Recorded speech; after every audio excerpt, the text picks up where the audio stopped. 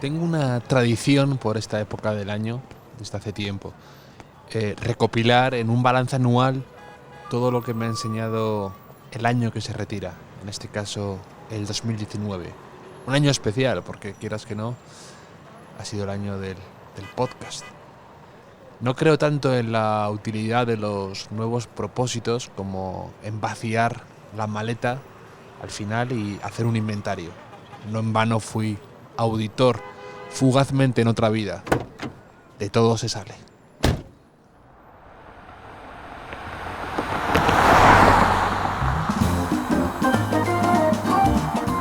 A veces me enseñan mis tropiezos, mis fracasos, mis encontronazos.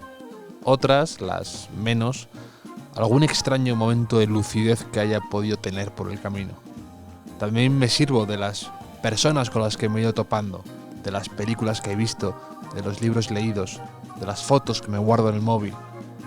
A fin de cuentas somos como cantos rodados de un río enorme que van cogiendo su forma a base de chocar, tropezar y juntarse entre otros y con los demás. Experiencias, consejos útiles, reflexiones, errores recurrentes, mantras que me repito mentalmente. En definitiva, todo lo que 2019 me enseñó. No te enfades tanto. Provocar es fácil. Caer en la provocación, más. Valora el silencio. Sigue escribiendo a mano. Listas, historias, artículos, notas. Aprende a estar en el momento. Esto se lo leía Robert De Niro. No temas al síndrome del impostor. No hay una brigada antifraude buscándote por ahí. Siempre y cuando estés al día con tus impuestos, claro.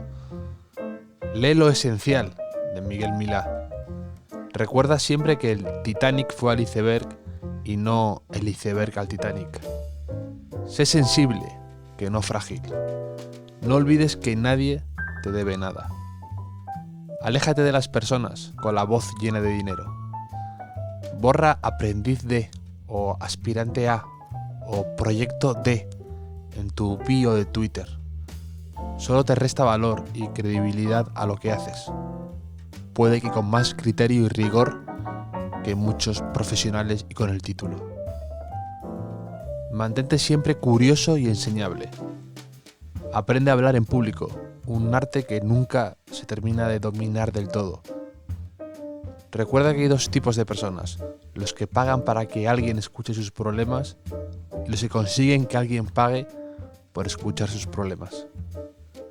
No contestes todo con emojis, usemos las palabras. Encajar está sobrevalorado.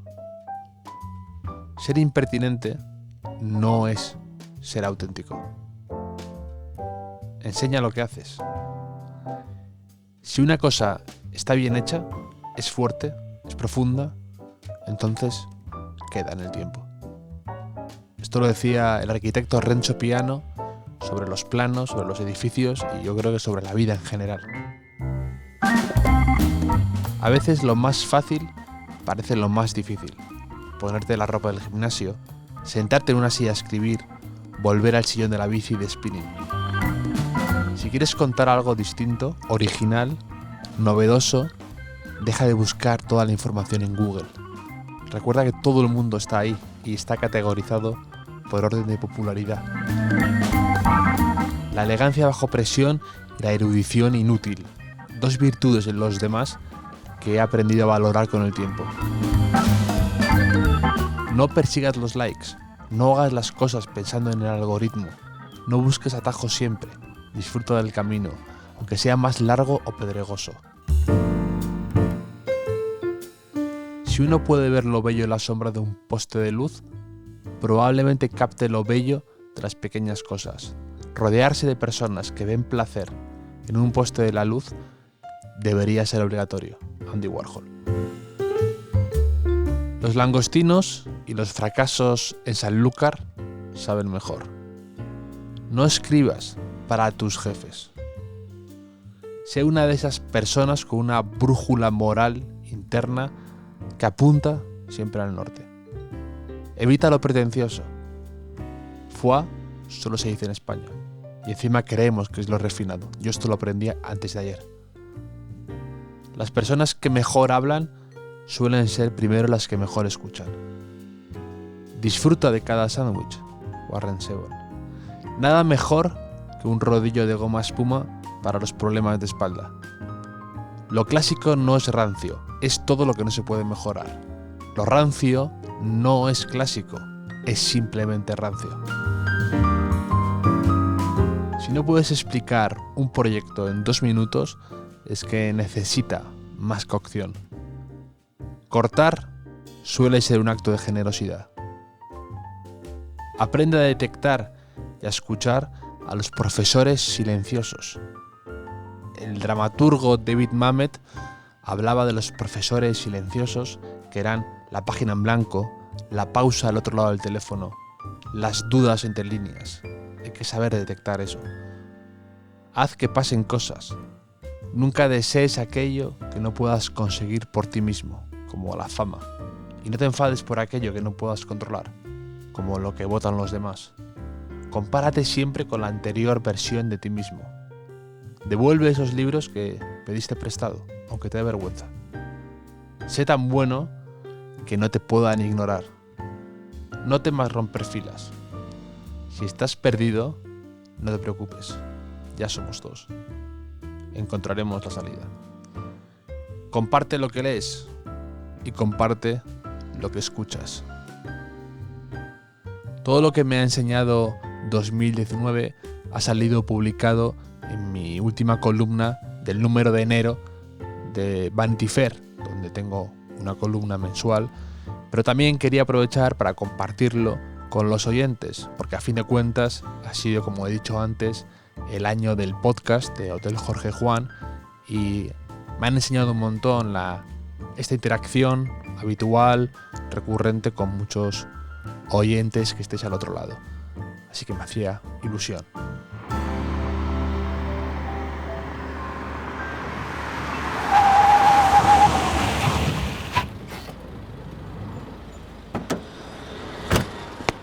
Como ya comentamos en redes sociales, hoy va a ser un especial, algo distinto. Me genera un poco de inseguridad porque no me gusta tanto poner el foco sobre mí, pero vamos a hacer un Q&A, o sea, una especie de preguntas y respuestas que me habéis lanzado muchos. Por desgracia, ha sido un poco caos organizar todas las preguntas y habrá algunas que no han salido, no las hemos podido responder. Intentaré hacerlo a lo mejor de forma personalizada por Instagram o por Twitter o por mail, por donde me hayáis escrito. Pero bueno, vamos a hacer un intento, un esfuerzo, porque salga bien y nada más.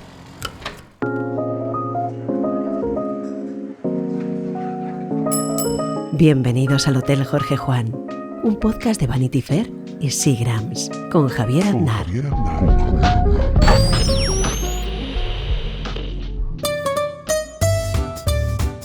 Hola, la voz que estáis escuchando no es la aterciopelada y dulce voz de Javier Aznar, lo siento, esto se corregirá en apenas un minuto. Me presento antes de nada, mi nombre es Franny Zuzquiza y habéis escuchado mencionarme alguna vez porque padezco a Javier grabando los episodios de Hotel Jorge Juan junto con mi compañero Alberto Espinosa, mira cómo se ríe de fondo, habitualmente. Y hoy me ha dicho Javier que me ponga delante del micrófono para ser vuestra voz, la de los oyentes, la de los amigos de Hotel Jorge Juan, lanzándole vuestras preguntas en este episodio especial de fin de año. Javier, me resulta muy curioso saludarte en tu propio podcast. ¿Cómo estás? ¿Cómo estás, Fran? No, quería que la gente te conociera, pero ya te digo que me molesta un poco que tengas una voz tan radiofónica. Uh-huh. No quiero que me eclipses en mi propio podcast. Hablaré con Alberto para que te ponga un filtro. Una voz así como más metálica, más... Claro, más de robot. Sí, que incluso te meta alguna vez tartamudeando para que estés a la altura del presentador. ¿Quieres que alguna vez falle a propósito? Sí, por favor. Quiero que digas palabras mal en inglés. Bien. Quiero que quedes un poco en evidencia. Pero vamos, muchas gracias porque también quería que la gente os conociera, la parte no visible del podcast, y que me ayudáis tanto y además aportáis con vuestro criterio técnico y de todo tipo mucho al podcast que bueno, la historia del podcast, a ver cómo evoluciona esto, ¿no? Porque no sabemos. Por la historia del podcast te preguntan, luego trasladaré la cuestión, pero antes de nada déjame decirte que quizá tenga la voz, pero desde luego no tengo el carisma y la presencia. Javier Aznar. Arrancamos con las preguntas. ¿Cómo busca la renovación?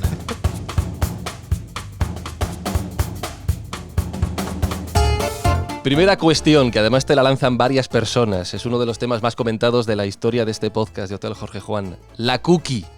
La cookie del Tony Romas, que se habló aquí 2 veces con Guille Dávila y también con Estrellas sin Michelin. ¿Has probado la cookie del Tony Romas? Además lo hiciste con nosotros. Tengo que decir que hinchamos muchísimo la historia. Hubo una cena de Navidad a la que elegimos ir allí expresamente para que Javier probara la cookie. Le elegimos el menú, además, según las indicaciones que se dieron en este podcast. No pudo escoger los platos. Menú degustación de Tony Romas. ¿Y tu veredicto es? Mi veredicto, Fran, es que está sobrevalorada. Duele decirlo, porque yo iba con expectativas y esperaba que me enamorara ese postre, pero no sé, pareció algo blandurria, algo excesiva, me pareció grotesco ese postre, todo bañado en chocolate, era como demasiado. Y a lo mejor, mira, no voy a decirlo porque siempre he despreciado a esta gente que dice que no soy muy de postre. Desprecio a esa gente y desprecio a los que no se comen los bordes de la pizza. Me parece gente absolutamente abominable. Pero sí que es verdad que a lo mejor yo no soy tan de chocolate, tan de dulce, por así decirlo. Pero es que me pareció como una cookie con con helado y como bañado todo en chocolate. Excesivo, no es tanto mi rollo. Y luego la galleta no me parece que estuviera tan fresca, digamos. No sé, a lo mejor estoy loco, Fran, dime tú. No, a mí desde luego tengo que decir que me gusta la cookie, pero es verdad que cuando la pruebas y la criticas de esta manera no tengo argumentos para contradecirte, no puedo ir más allá de tus palabras. Y lo que sí tengo la teoría es que mucha gente que le encanta la cookie de Tony Romas es que se está tomando a cucharadas su propia nostalgia, ¿no? Haciendo un homenaje a Diego Garrocho, que vino aquí y es uno de los favoritos del público, que sacó su libro sobre la nostalgia. Yo creo que la gente cuando toma eso a cucharadas está tomando su propia nostalgia de sus primeras cenas con su propio dinero, esas cenas en el Tony Romas después de ir al cine o al Bernabéu o a donde fuera, incluso al Calderón, yo qué sé, hay gente para todo. Tu primera cena con una chica, yo qué sé, pues ese tipo de cosas, yo creo que la gente le recuerda mucho eso, el Tony Romas. Y mucha gente me contestaba diciendo eso, qué recuerdos, qué momentos, cuando yo estudiaba en Madrid siempre estaba ahí. Pero vamos, me generó una cantidad de mensajes como en ninguna de mis otras publicaciones, yo creo, la cookie del Tony Romas. Une a toda España la cookie del Tony Romas. Sabes que lo importante muchas veces no es la comida en sí, que también, sino la compañía. Y aquel día no se salvó nada. Estoy de acuerdo, es mutuo ese pensamiento.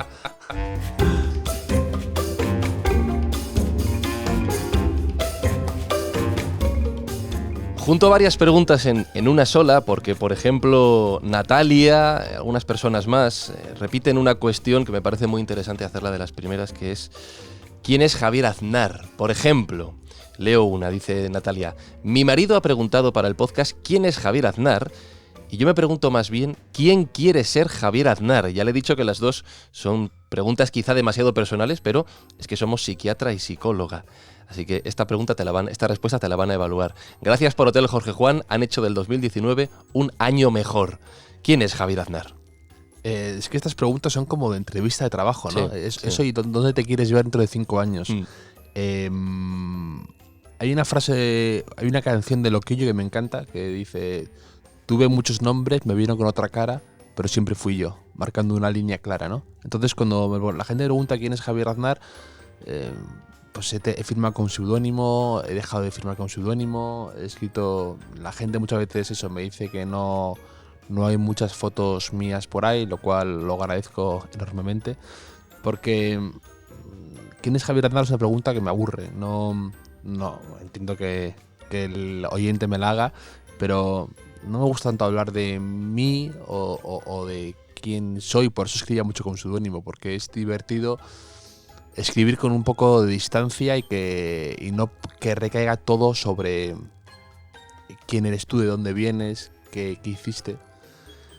¿Y quién soy? Pues simplemente quiero ser alguien que cuente historias y que entretenga a la gente. Y es que es algo tan sencillo, pero a la vez tan bonito que soy ese ahora y quiero seguir siendo ese dentro de 5 o 10 años. Uh-huh. Y da igual el formato. Para contar una historia, siempre digo eso, que da igual que sea en Twitter, en un post de Instagram, en un post de un blog, en una columna de una revista o en un podcast. Me da igual el formato, en un libro, me da igual. El formato me lo tomo igual de serio, pero quiero contar cosas que la gente se identificara con ellas o le resulte de algún modo estimulante esas historias y vivir de eso, que es bastante complicado, pero no vamos mal. La ventaja de partir y repartir es que te quedas con la mejor parte, como dice el dicho, ¿no? Y voy a colar una pregunta mía que se me acaba de ocurrir a raíz de lo que has dicho. Mencionas que escribiste con seudónimo y luego lo dejaste. Entiendo que eso también hay una parte de exposición ahí que quieres o no aceptar en determinados momentos, pero tú ahora pasas de escribir a hacer un podcast, de resguardarte tras las letras, digamos, a presentarte de forma personal con tu voz, con tu forma de hablar, como decías antes, frente a los oyentes. ¿Cómo ha cambiado esto? ¿Cómo te has sentido poniéndote delante del micrófono? A ver, evidentemente a mí me gusta mucho escribir y es el formato con lo que estoy más cómodo, con muchísima diferencia. Tengo mucho respeto por la gente que es capaz de expresar exactamente lo que quiere transmitir de forma oral. Por eso admiro a esos grandes presentadores o esa gente con esa capacidad de expresión y de gente locuaz y gente que de verdad te transmite. Uh-huh. Pero el podcast sí que hay que estar un poco al día de todo para poder usar los vehículos que puedas para llegar a la gente con tus historias. Entonces yo tenía muy claro que el podcast era para mí el futuro. Me encantaba escuchar podcast, he escuchado cientos de podcasts y sí que tenía claro que el formato de podcast me parecía muy estimulante porque es algo flexible. El blog me encantaba en su día porque era eso, se escapaba de una columna encorsetada, te dejaba meter vídeos, te dejaba jugar mucho con lo visual y además se podía compartir con mucha facilidad por internet. Y eso lo usé en mi favor en su momento para dedicarme a escribir. Y ahora creo que esto es igual. Creo que el podcast también te da muchísima flexibilidad, te permite ser tú mismo, te da mucha libertad. Y poder usarlo eso en tu favor creo que es una ventaja y a la gente le gusta. Sabes que a los de la radio nos pasa una cosa, que es que la gente cuando nos ve la cara después de escucharnos durante mucho tiempo dice, pues no te imaginaba así. Pero claro, sí. A ti te han escuchado después de leerte mucho tiempo. Sí. ¿Qué te ha dicho la gente? Pues bueno, hay de todo. Yo, como siempre, tengo muchísimo pánico a todo. No, pero no, yo nunca me considero... De hecho, mucha gente me pregunta si el tema de escribir es de toda la vida. Y yo creo que precisamente de toda mi vida he escrito porque no me gustaba hablar tanto. Es decir, me gustaba escribir en el colegio, me gustaba...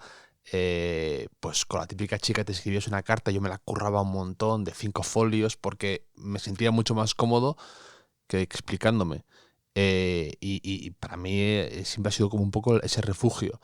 Y tenía mucho miedo, pues eso, pues yo que soy una persona, pues no soy tan claro, tan conciso hablando, me cuesta expresar mis emociones hablando, me cuesta mantengo mucho las distancias, cuando tengo que hablar de cara a cara con alguien no miro los ojos, entonces todo ese tipo de cuestiones, el podcast para mí era un reto, ¿sabes? Te quiero decir que para mí era un poco atrevimiento y salirme de lo habitual y aprender mucho, y ya es lo que decía en el anterior podcast, que he aprendido una barbaridad con las introducciones, con vosotros, sabiendo un poco cómo funciona por dentro un podcast, y es muy complejo y le tengo mucho respeto. Pero el podcast sí que me divierte muchísimo el formato y estoy encantado de esta aventurilla que me permiten los amigos de Seagrams. Cierro la parte de las preguntas sobre el propio podcast con 4 cuestiones, si te parece lo Sí, respondemos más o menos rápido, que manda Charo, digo por no alargarnos mucho con el tema, que dice, primero, aunque algo has comentado parcialmente en este último podcast, el anterior, ¿cómo se te ocurrió hacerlos? ¿Te surgió a ti la idea? ¿Te la sugirieron? ¿El por qué? Te pregunta. Pues esto es muy curioso porque yo tenía muy claro que quería hacer un podcast y me acuerdo que siempre iba corriendo por el Retiro escuchando algún podcast de los que me gustaban a mí, de los americanos sobre todo, y decía, ojalá algún día me pueda surgir esto. Y además, de verdad, y no es por hacer peloteo, pero pensaba en Seagrams como patrocinador porque me gustaban mucho las cosas que hacían, creo que encaja, una marca de Ginebra encaja mucho con mi forma de ver la vida. Y decía, ojalá. Entonces, sí que cuando luego he conocido a gente de Seagrams como Telmo y Kerman, que son 2 personas muy creativas, que se atreven con todo, que solo dan facilidades, habíamos hablado de una colaboración de algún tipo, pero no sabíamos todavía cómo ponerle nombre a esa colaboración. Y el tema del podcast surgió un día hablando con ellos y se tiraron a la piscina, mucho más rápido que yo, por supuesto. Y, y desde ahí, la verdad, y fue en cuanto se puso el tema sobre la mesa, lo vimos todos muy claro. La segunda pregunta de Charo iba por ahí, si tú buscaste la financiación o se ofreció Seagrams, y aparte pregunta por la parte técnica. Dice, ¿quiénes, aunque he escuchado los nombres esta vez, están a los mandos técnicos? Ya respondo yo, Alberto Espinosa, y un servidor, Fran Izuzquiza, depende del momento. Y aquí llegan las preguntas del millón, aquí sí que podemos hablar largo y tendido. ¿Cuánto tiempo lleva tener el podcast listo? ¿Se edita? ¿Qué requerimientos técnicos se necesitan en cuanto a aparatos para que salga tan bien? La verdad es que, mira, esto es un elogio hacia vosotros porque mucha gente me ha dicho que, y mucha gente más que hace vídeos, que se dedica al aspecto técnico, han alabado la calidad del podcast, que para mí era algo muy importante, y también para Seagrams, por supuesto. ¿Y cuánto tiempo lleva a tener el podcast listo? Pues digamos que yo soy un poco cuello de botella, ¿no? Que las introducciones me cuestan mucho, tengo que grabar muchas veces y mucho más de lo que la gente se puede llegar a imaginar. Estoy delante del micrófono grabando, probando una y otra vez hasta que tengo el ritmo, a veces en la vida yo lo he pensado, ¿no? Que simplemente hay que repetir las cosas hasta que salgan bien. No hay más misterio. Pues si quieres tirar a canasta bien, pues tienes que repetir cientos de veces. Si quieres correr rápido, tienes que correr muchas veces. Pues si quieres grabar bien un podcast o una introducción que te quede bien, tienes que grabar, probar. Es lo mismo que escribir. Pues al final es como siempre me decía mi madre de pequeño, papel y lápiz. No te hagas tantas elucubraciones de cómo lo quieres montar, no te hagas tantos planes, sino ponte a grabar y ponte a escribir. Y entonces al final, hasta que te salga bien, hasta que te sale bien, además, muchas veces es el proceso en sí mismo, ¿no? Que tienes que ir grabando hasta que al final casi te lo sabes de memoria el texto y te sale más natural que leerlo a veces, ¿no? Es el equilibrio ese entre lo espontáneo y lo currado, ¿no? Entonces, bueno, pues tardamos bastante al final. Más por la parte esa externa que de la introducción y todo lo demás, que por la conversación, que eso es más rápido. Y si se edita, sí. No, mucha gente me pregunta si borramos muchas respuestas o algo así. La verdad es que no tanto. A veces son pequeños detalles, ¿no? Vosotros sabéis más de esto, que es acoplarlo, ¿no? Que haya más, a veces más ritmo, a un parón brusco, quitarlo. Pero son cosas más puntuales, pero sí que es verdad que hace que sea vaya todo más engrasado. Y en cuanto a la parte de los requerimientos técnicos que pregunta Charo, ahora mismo estamos sentados en una de las mesas del Hotel Jorge Juan, apenas con un par de micrófonos, una mesa de sonido pequeñita y un ordenador. No hace falta más para grabar un podcast. Luego, como decía Javier, es cuestión de dedicarle tiempo y cariño al producto. Sí me parece interesante la cuarta pregunta, me parece la más interesante de las 4, que habla de los invitados. Dice, ¿eliges tú a los invitados? ¿Te los sugieren? ¿Qué te lleva a seleccionar a alguien en concreto? Esto creo que es importante a la hora de definir tu propia idea, ¿no? De lo que quieres hacer en general, en este caso en el podcast. Elijo yo siempre, la verdad, siempre. También me preguntan si me han dicho alguna vez que no. Y nunca me han dicho que no, la verdad. Solo una vez con el escritor argentino Pedro Mairal no lo pudimos grabar por problemas suyos de fecha. Aún habíamos hablado de grabarlo, que a mí me hacía mucha ilusión porque es un escritor que me gusta mucho. Y al final, pues él estaba solo por Madrid 3 días y no lo pudimos grabar. Le surgió una charla en una universidad y tal.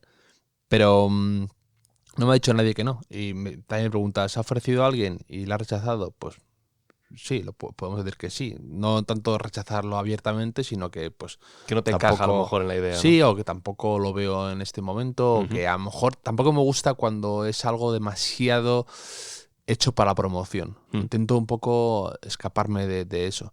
El formato de este podcast no deja de ser la idea de gente con la que te gustaría tomarte una copa. Tan sencillo como ese. Y no me gustaría a veces tomarme copas con gente que me viene a hablar solo de su película, de su libro, o de lo que sea. Eso me parece más aburrido. Prefiero que sean más un poco ajenas a la actualidad más inmediata. Oye, que a lo mejor coincide, por ejemplo, con Nacho Carretero, que sacaba la serie basada en su libro que me ha leído esa Semana Santa. Pues no tengo problema y me encanta, y además es amigo y sí que me tomaría una copa independientemente de que hubiera sacado eso o no. Que a veces se puede juntar y matamos 2 pájaros de un tiro. Perfecto. Pero intento evitar un poco la promoción por promoción. Y sí que a mucha gente me ha llamado, me ha escrito. No, de momento no quiero que se convierta en eso. Te pide 3 nombres, Charo, de personas que te hubiera gustado entrevistar y que ya estén muertas. Fíjate, yo no soy mucho de este tipo de planteamientos. Es decir, bueno, pues por supuesto me hubiera encantado hablar con pues Fitzgerald, con Hemingway, pues con Clarice Lispector, con gente que ha escrito y que me parece muy interesante. Pero hay un artículo, una respuesta en un periódico que sacó el escritor Chuck Klosterman, que es genial sobre esto, la compartiré en redes sociales, que le preguntaban algo así, ¿no? Sobre con qué famosos muertos él iría a cenar. Y decía, la verdad es que prefiero ir a cenar con mis amigos. Y dice, además, que si te respondo a Edgar Allan Poe, tengo miedo de que cenando el tío esté flipando con el aire acondicionado. Y solo habla de eso, ¿no? Entonces, claro, me parece que estos planteamientos de con qué persona muerta cenaría, pues no sé, con Napoleón, pues yo qué sé, no, tampoco, de verdad, no soy muy pienso mucho en la gente que está viva y que sí que creo que es igualmente interesante, independientemente de lo que hiciera. A lo mejor además lo otro es demasiada presión, ¿no? Traerme aquí al Hotel Jorge Juan a J. de Salinger, por ejemplo, pues a lo mejor sería demasiado. Prefiero pensar en la gente del día a día, o incluso charlas también me gusta con gente que realmente no es tan conocida. Me gusta traer aquí a veces amigos, mezclar un poco gente no muy conocida con a lo mejor gente ya que sí que es famosa o lo que sea, pero gente con algo que contarme. Te voy a hacer una petición. Ponme un chisporroteante Seagram's tónica, por favor.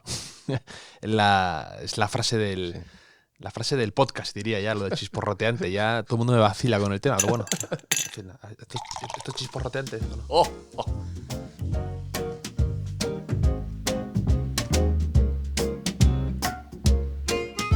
Más preguntas. Dejo al Javier podcaster a un lado para preguntarle esta cuestión al Javier Aznar escritor. Te dicen por aquí, me encanta tu podcast. Esto es muy bonito. En él encuentro la inspiración que me falta para volver a sentarme a escribir. Me gustaría preguntarte de cara al episodio del 31 lo siguiente. ¿Qué rutina sigues para escribir? ¿Tienes un horario fijo? ¿Te fuerzas a escribir a diario, aunque sea una frase, o esperas a que llegue la inspiración y entonces te das el atracón?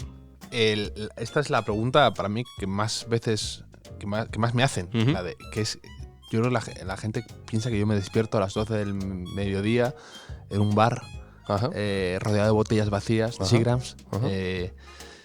Y no, tengo una vida bastante ordenada. ¿Sí? Dentro de mi desorden habitual, pero tengo una vida ordenada, y escribir para mí es...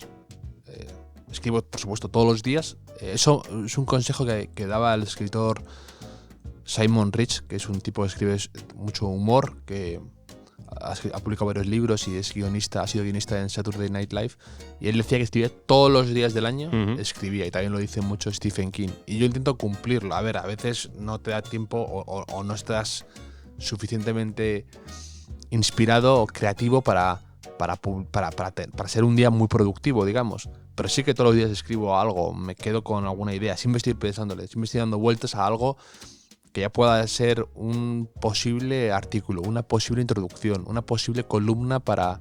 Y la verdad es que siempre estoy muy ocupado porque ahora tengo un ritmo de publicación bastante alto entre el podcast, la columna de los domingos de Vanity Fair, la columna mensual de Vanity Fair, la columna el artículo que tengo que mandar a Libero y cada 15 días una colaboración con As. Y son además distintos temas, nada que ver, y me gusta mezclarlos.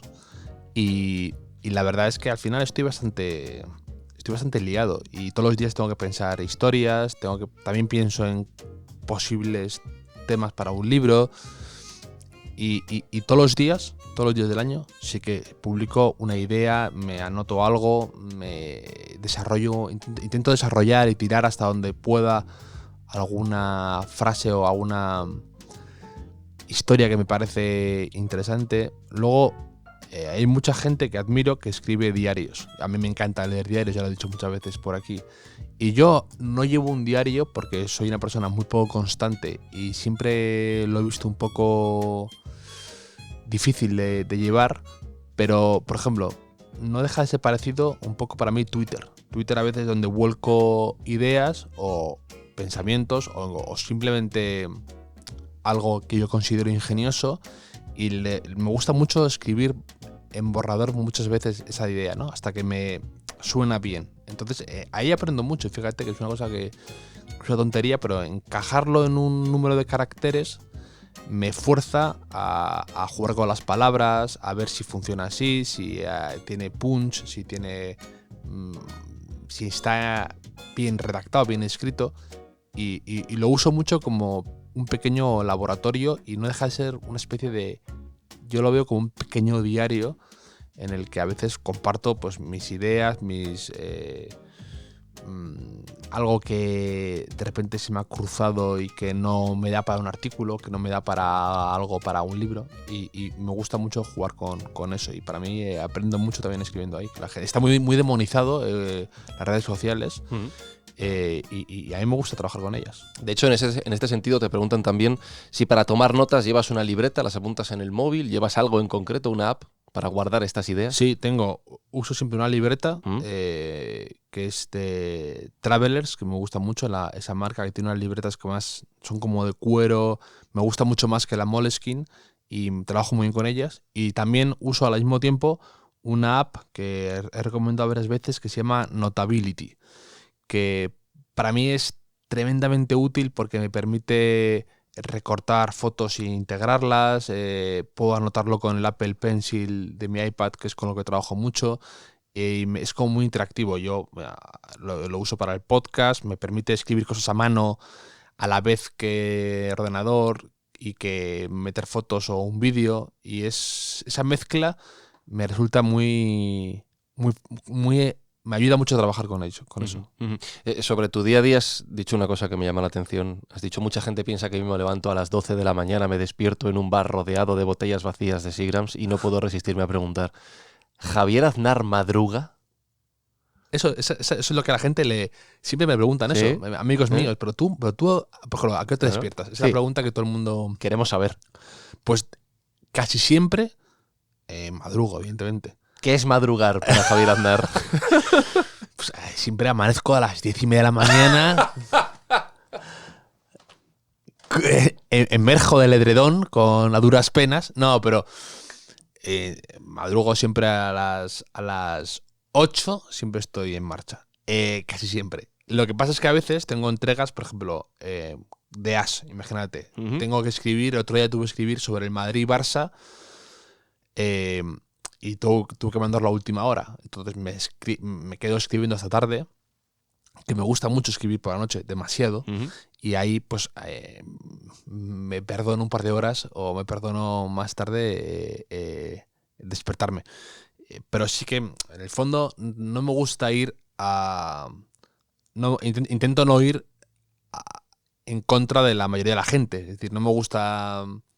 El mundo del periodismo tiene mucha fama lo de que se acuestan muy tarde y duermen de día, pero y si lo puedes evitar, porque luego, evidentemente, te levantas a las 12, si has tenido que escribir hasta tarde, y te has perdido un montón de cosas del día a día, y ya vas como a pie cambiado, con la actualidad y con todo. Entonces, siempre intento madrugar. Otra cosa es que lo consigas, claro. y otra cosa es que, a ver, también este trabajo tiene ventajas, tiene muchas desventajas, pero tiene alguna ventaja, que es que te permite, para empezar, evitar horas punta y vacaciones o sea, no quiero irme de vacaciones cuando se va todo el mundo porque me cuesta el doble, y no quiero ir al gimnasio a las horas que va todo el mundo porque está lleno. Entonces intento jugar con esa flexibilidad de horarios y me busco las reuniones, cuando tengo que ir a Vanity Fair, cuando tengo que ir con la gente de otros sitios, intento pues cuadrarme las cosas para evitar las horas punta y ese tipo de cuestiones. Pero sí, madrugo. Siento romper la magia o el mito del escritor, pero llevo una vida bastante sensata y ordenada dentro de mi caos habitual, que ya es bastante, siempre lo ha sido, pero vamos, hago una vida ordenada. ¿Cuántas veces te han preguntado por el nombre del podcast? ¿Por qué se llama Hotel Jorge Juan así?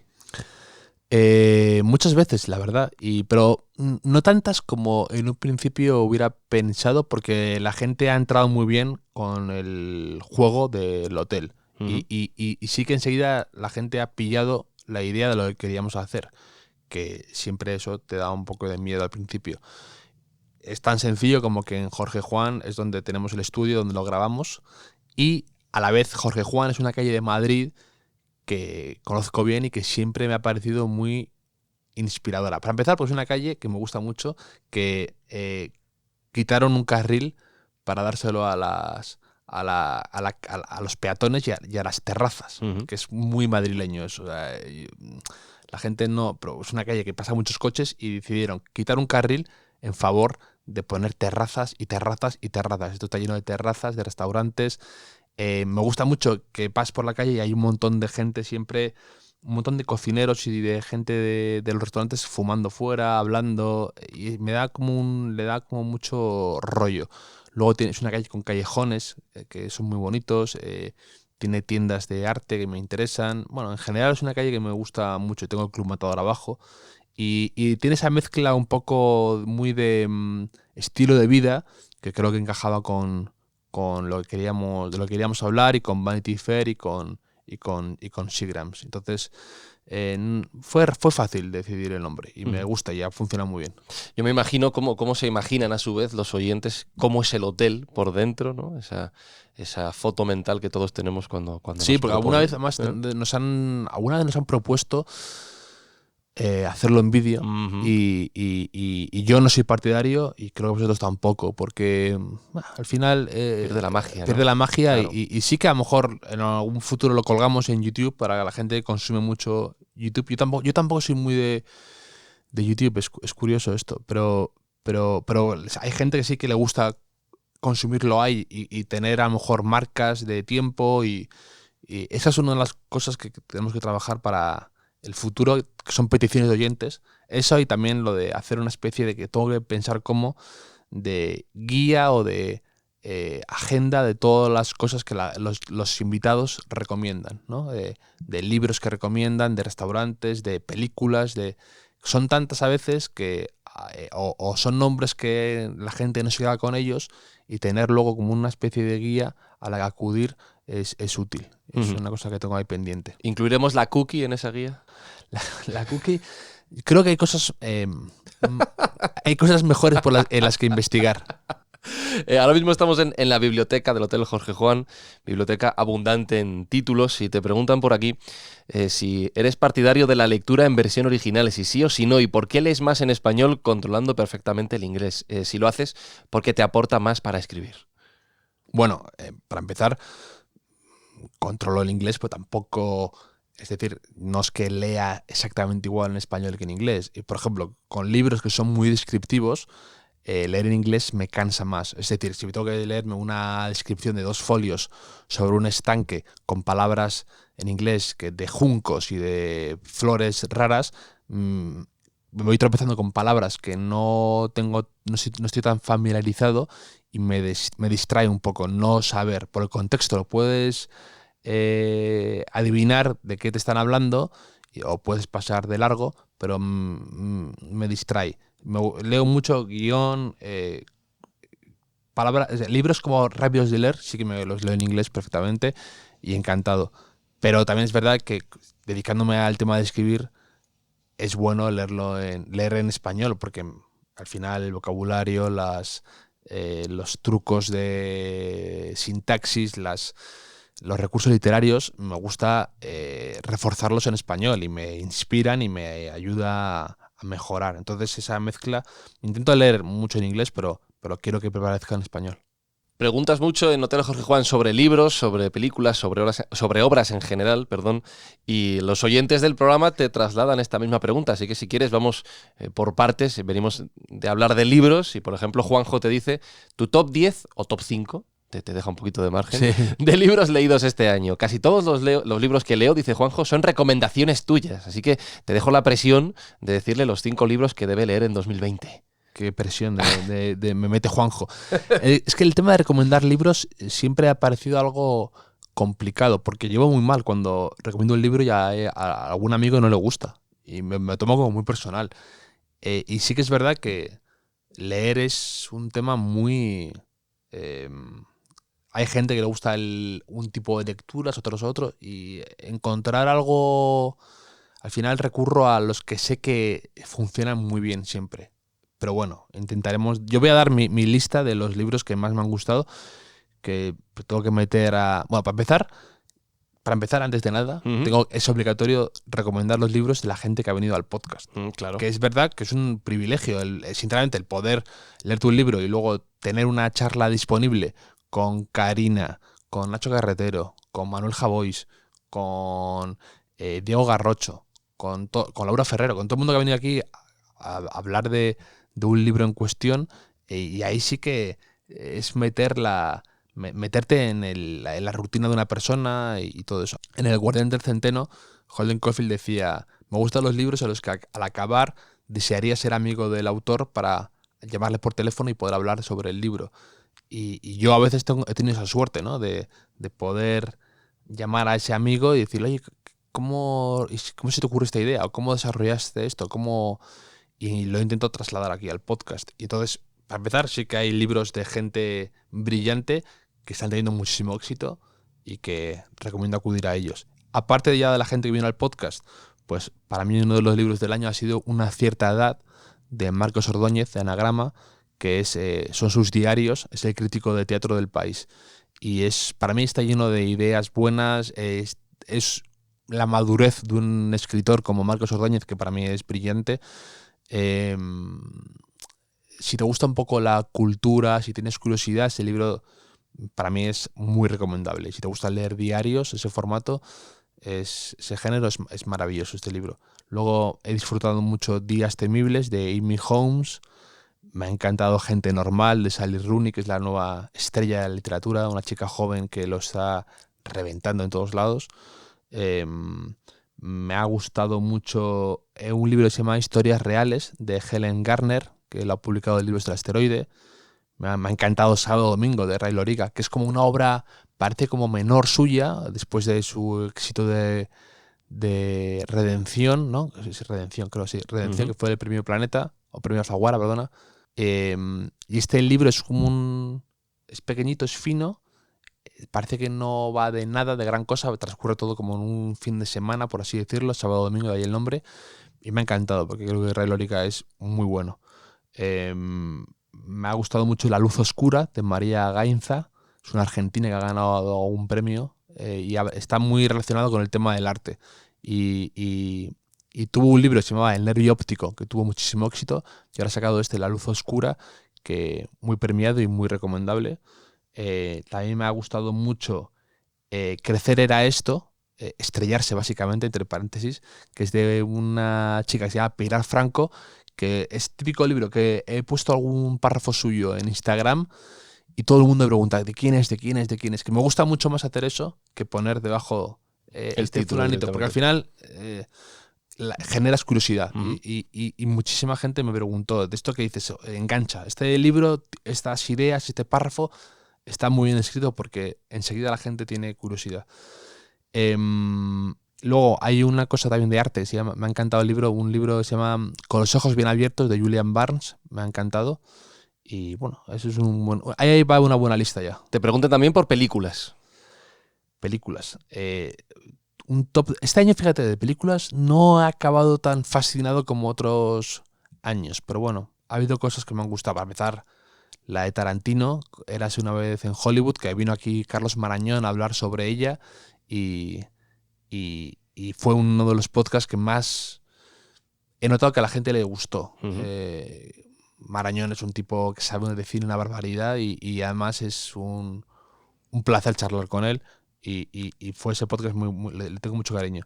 Érase una vez en Hollywood, me encantó Knives Out, la vi hace poco, que se llama, en español es Cuchillos Fuera, creo, con Daniel Craig, Ana de Armas, que está nominada a los Globos de Oro por esta película, que es una mezcla rarísima entre una especie de novela de Agatha Christie con humor. Me gustó muchísimo, me pareció muy original. La dirige Ryan Johnson, que le han metido muchos palos por su última... No, hizo una de Star Wars y le criticaron en su momento y ahora le defienden. El anterior, ¿no? Es que aquí tenemos a Alberto, que es el experto de Star Wars del hotel.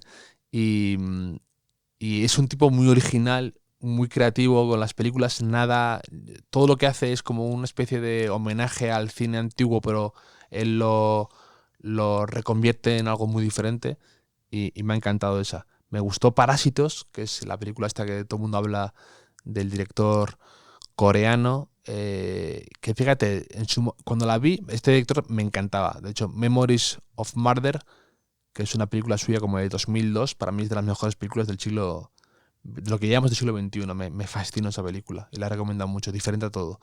Y este director, que es como muy querido, esta película fui con tantas expectativas que no voy a decir que me defraudó, pero de esto que dices, no la veo tan redonda.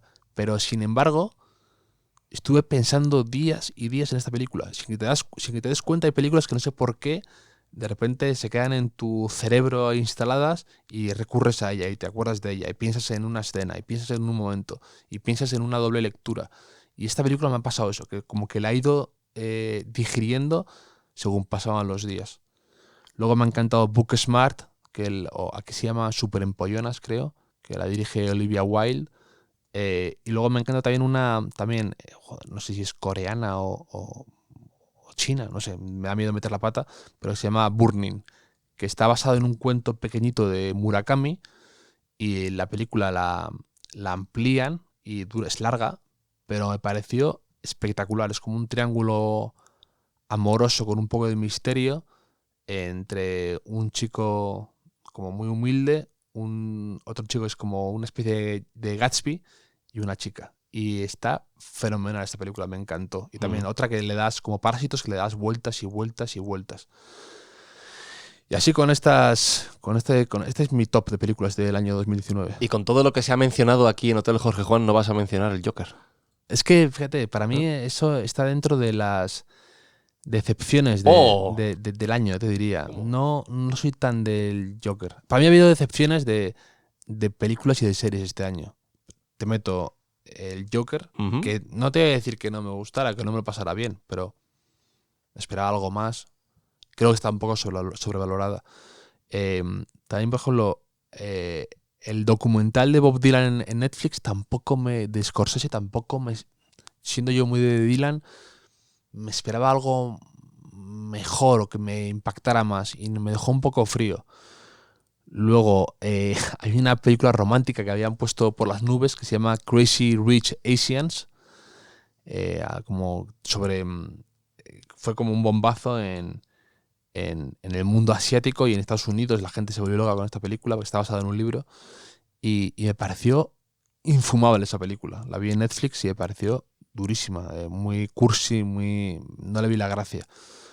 Iba muy alabada y muy recomendada, pero no me dijo nada. Y luego también he tenido decepciones de series como la segunda temporada de Big Little Lies o The Killing Eve. Me han dejado un poco frío. Han notado estas series que tuvieron una primera temporada buenísima y que no han sabido un poco darle continuidad. Y luego hay otra, se llama Russian Doll, que también está siempre está en todas las listas de lo mejor del año, de periodistas que me encantan, de críticos de televisión que leo con muchísimo interés. Y esta serie también de Netflix, no me metí nada en ella, no me gustó, no tuve nada de... No tuve esa conexión y la tuve que dejar de ver en el capítulo 6 o por ahí. Si tengo que preguntarte por la decepción del año, ¿te quedas con el Joker o con la Cookie? No, probablemente... Es que a veces con las decepciones somos injustos, ¿no? Porque te quedas con un sabor de boca negativo. O sea que la Cookie. No, pero ¿qué te quiero decir? Que las dos creo que están muy bien, o están bastante bien, o cumplen su función. Lo que pasa es que no comparto ese entusiasmo generalizado. El Joker es una película que funciona, que tiene muchos momentos ya que se van a quedar en nuestro imaginario colectivo, pero que creo que el tiempo no la va a tratar tan bien, porque pues eso, el Joker creo que es algo facilona por momentos, tiene un mensaje detrás un poco siniestro, en plan, el Joker es así porque el mundo lo hizo así, la sociedad y todo conspiraron para que este tío se volviera un psicópata, cuando estás justificándolo de algún modo, estás... pues eso, a mí me esperaba algo más elaborado y creo que es una película demasiado centrada en su origen. A mí me aburre un poco porque el Joker es malo. El Joker es malo porque es malo, ya está. No quiero que me expliques y que me des una serie de razones, un listado de razones por las cuales el Joker es tan malo. Y luego, por ejemplo, aparte tiene para mí muchos atajos facilones que le dan una pistola en la mano, un compañero de trabajo. Eso, en el cine, para mí, eso es un atajo, un vehículo fácil para hacer que el otro haga una cosa que no quiere. Entonces, si se lo dan una pistola en la mano, es como una trampa argumental. Pero bueno, me encanta que a la gente le gustara, que batiera récords y que generara debate. Y me gusta hablar cuando vino aquí Javier Ocaña, cuando vino más gente con la que hemos hablado del Joker, porque me gusta saber sus opiniones. Tú eres muy del Joker, ¿no? Sí, me gustó. Más que la galleta, también te lo digo. Me gusta un cuestionario que ha llegado, dice lo siguiente: hola Javier, ya que nos ofreces la posibilidad de preguntar, no voy a desperdiciarla, son muchas las mías, la curiosidad es infinita, responde o no a las que quieras. Te pide una lista de favoritos, como son muchas yo creo que vamos, si te parece hacerlo, pregunta-respuesta con un título o una mención, sería lo suyo. Por ejemplo, te preguntan por tu película favorita. Mi película favorita creo que es Charada, porque tengo muy buen recuerdo de esa película. ¿Tu libro favorito? Eso es muy complicado. Si tuviera que elegir eso lo decía Eduardo Mendoza, decía, si tengo que elegir un libro en un naufragio, prefiero ahogarme, ¿no? Por una isla desierta, ¿no? Decía. Bueno. ¿Tu estación del año favorita? Yo soy hijo del verano. ¿Tu olor preferido? Las velas que pongo en el Hotel Jorge Juan. ¿Tu insulto preferido? Siempre he tenido debilidad por mascachapas, no sé por qué. ¿Mascachapas? Sí, no sé por qué, desde pequeño. ¿Tu vicio inconfesable? Tengo muchos vicios. Soy un hombre que... Por eso nunca, por ejemplo, jamás he apostado en una casa de estas apuestas, porque yo soy el típico que en una semana estaría robando un bolso a una vieja en el metro para apostar dinero en un partido de bádminton de Tailandia. ¿Quién querría ser en caso de volver a nacer? No soy muy de estos planteamientos. Quiero volvería a hacer mi vida. Hay un poema de Carver que me encanta, se llama Lluvia, y dice: me desperté esta mañana con unas ganas tremendas de quedarme todo el día en la cama, leyendo. Luché contra ello durante un rato. Me asomé a la ventana y estaba lloviendo, y me rendí. Me dediqué por entero al cuidado de esta mañana lluviosa. ¿Viviría mi vida otra vez con los mismos errores imperdonables? Sin ninguna duda, sí. Yo creo que sí. Yo me siento muy identificado con este poema de Carver. Viviría mi vida con los mismos errores, con las mismas personas que he conocido, con las mismas historias que me han pasado. Y por último te preguntan por tu palabra favorita. Tengo alguna palabra favorita. Me gusta heliotropo, me gusta Heliotropo. biznaga, me gusta mucho. Me gusta Alféizar, me encanta. Alféizar. De hecho, he pensado una vez, si tuviera un perro, lo llamaría Alféizar. ¿En serio? Sí, no sé por qué, me parece como muy sonora. Tiene como una palabra medio árabe, árabe me gusta. Pero sería el tonto del parque, ¿no? Llamando a mi perro Alféizar. Y también me gusta mucho, por ejemplo, el gentilicio de Aguascalientes, que está en México. ¿Cuál es? Hidrocálido. Hidrocálido. Sí, de Aguascalientes, el ciudadano de ahí se llama hidrocálido. Hidrocálidos. Cosas que aprendemos aquí en Hotel Jorge Juan, con Javier Aznar. Es como, sí, como el de saber y ganar.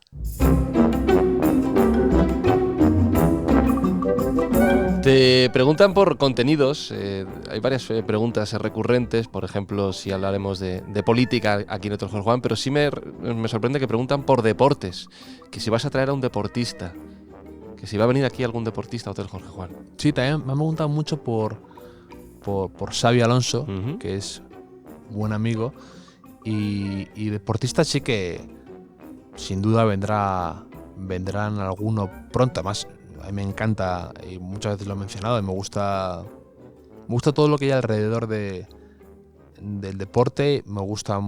Sigo muchos deportes, y luego aparte también, como decía el escritor Gaitalese, decía que se aprende mucho en el vestuario de los perdedores. Y yo siempre me ha interesado muchísimo la mentalidad de un deportista de élite, cómo gestionan la presión, cómo gestionan su retirada, cómo tienen la capacidad para aguantar en un puesto con tantas miradas, y cómo se evaden, todo eso, y cómo gestionan también tanto dinero tan jóvenes. Todo eso, los deportistas siempre me generan mucho interés. Y por supuesto Xavi vendrá aquí algún día. Ahora está pues en San Sebastián y le veo menos, pero me gusta que la gente le tenga cariño y que me pregunte mucho por él. De Xavi me han preguntado también luego por ahí algunas cuestiones, y de Xavi solo puedo hablar maravillas de él, porque es una de las personas más generosas que he conocido. Y voy a contar dos anécdotas pequeñas de él que me encantan, y que creo que además ilustran sin grandes... O sea, son pequeñas anécdotas, pero que ilustran muy bien cómo es él, según yo creo. Para empezar, cuando yo publiqué mi libro, no le mandé uno inmediatamente a Xavi, ni se lo comenté cuando salía apenas. Pero yo sí que había hablado con él muchas veces que, por ejemplo, decía el director de cine Billy Wilder, que su ilusión, que él sentía que había llegado lejos cuando salió su nombre en el crucigrama del New York Times. Y que lo tenían marcado. Billy Wilder tenía marcado su crucigrama en el New York Times cuando era él como la adivinanza de la palabra. Y eso para mí era como, siempre se lo dije, era como llegar lejos, salir en el New York Times. Pues cuando Xavi se iba a retirar con el Bayern de Múnich, justo le hicieron un especial en el New York Times, donde hablaban sobre su trayectoria, sobre su figura, más allá del deporte también, como ese perfil que siempre él ha mantenido con mucha inteligencia y clase, y le hicieron un artículo muy bonito, ¿no? Y él, en su artículo de retirada del New York Times, sin decirme a mí nada, sin mencionarme nada, decía en el artículo que iba a leer el libro de ¿Dónde vamos a ver esta noche?, de Javier Aznar, que ni siquiera está traducido en inglés. Entonces, ese detalle, si además me hizo gracia que no me dijera nada, que yo lo vi de repente publicado. Dice mucho de quién es una persona, ¿no? Ahí son detalles pequeños en los que se ve la clase de una persona. Él se acordó que a mí me haría ilusión salir del New York Times, se lo dije en broma, nunca me imaginaba. Y en cuanto salió mi libro me hizo ese guiño en su artículo de retirada, que me hicieran hueco ahí, pues me pareció un gesto muy bonito. Y además es muy de él, en pocas palabras, a primer toque, con elegancia. Y siguiente tema. ¿A qué dices esto? Me sorprende una de las preguntas que te llegan a este respecto, y es que dice, si no te animas con algún deportista, algún buen conversador habrá, es lo que dicen, y vas por esa línea en el caso de Xabi Alonso. El otro día hablabas de que una de las cosas que habías aprendido en este podcast era que es muy difícil ponerse delante de un micrófono, ¿no? Que admiras a los deportistas, o entiendes que los deportistas que terminan un partido después de correr 10 kilómetros y les hacen una pregunta no salgan más allá del cliché porque no estás en el momento para hablar.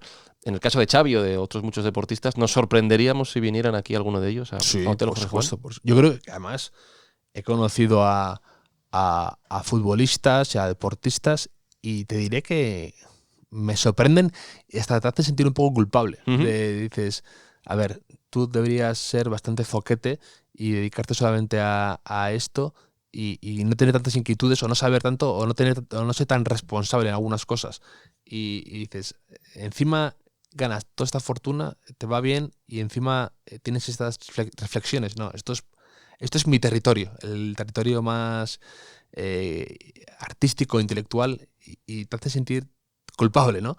Porque te sorprenden para bien, muchísimos. He hecho entrevistas, he hablado con muchos amigos de Xavi y compañía y te sorprenden para bien la inmensa mayoría. No creo que... De hecho, creo que la gente a veces no valora la dificultad que es ser bueno en eso. Es decir, no basta con ser bueno, tienes que saber gestionar tu carrera, tienes que saber aguantar la presión, tienes que estar siempre muy centrado. No basta, o sea, futbolistas buenos hay muchos que podrían jugar en ese puesto, que llegan ahí y si saben mantener, hay muy pocos y eso me interesa a mí. Y por supuesto que hay muchísimos conversadores interesantísimos. Otra cosa es que pues tengan ya el San Benito de que no se salen de los... Les juzgamos por esas conversaciones o esas entrevistas que muchas veces, y ahí entono el mea culpa por el gremio, pues a veces son preguntas mal formuladas, de que fuera del contexto o para sacar un titular un poco tramposo. Y luego, volviendo a lo de Xavi, otra anécdota que me gusta mucho de él es antes del Mundial de Brasil, en 2014, quedé con él a tomar algo, a charlar, antes de que se fuera con la selección, también para darle un disco duro con series, porque él iba a estar mucho en el hotel y con la concentración, pues él agradecía tener series y esto. Entonces le dije en su momento, oye, tengo 2 amigos que viven en Colombia que quieren ir al Mundial, si les podréis conseguir un par de entradas, ¿no? Y me dijo en su momento, por supuesto, claro, cuenta con ello. Pasados los días, meses incluso, pasó un mes y medio, y ya en el Mundial me escriben mis amigos y me dicen, oye, que vamos a ir, sí, perfecto, sí, ya hablaré con Xavi. Tampoco le quería molestar, que estaba en la concentración, y lo fui dejando pasar, que es algo muy mío, ¿no? Y de repente, el día anterior de un partido de España, del España-Chile, estaba yo cenando con unos amigos en una terraza y me escriben mis amigos y me dicen, estamos ya en el avión, subiendo al avión para ir a Brasil. ¿Cómo quedamos para las entradas? ¡Ostras! Y a mí se me había olvidado por completo. Y me entró un ataque de pánico y le escribo esa noche en España, y le digo, oye, Xavi, ¿te acuerdas de estos amigos míos? Aquella era un polvorín, aquella concentración, ese mundial que no salió como esperaban, y me dice, pues ahora ¿de dónde sacamos las entradas? Me dice, porque está esto, vamos, y además es que era la víspera del partido. Y me dice, no te preocupes. Y pasan las horas y me escribe solo al día siguiente. Yo me despierto y me pone un bingo que él había conseguido después de pelearse, de darle vueltas, de hablar con la federación, de tal. Había conseguido 2 entradas para estos 2 amigos míos que yo se me había olvidado comentárselo.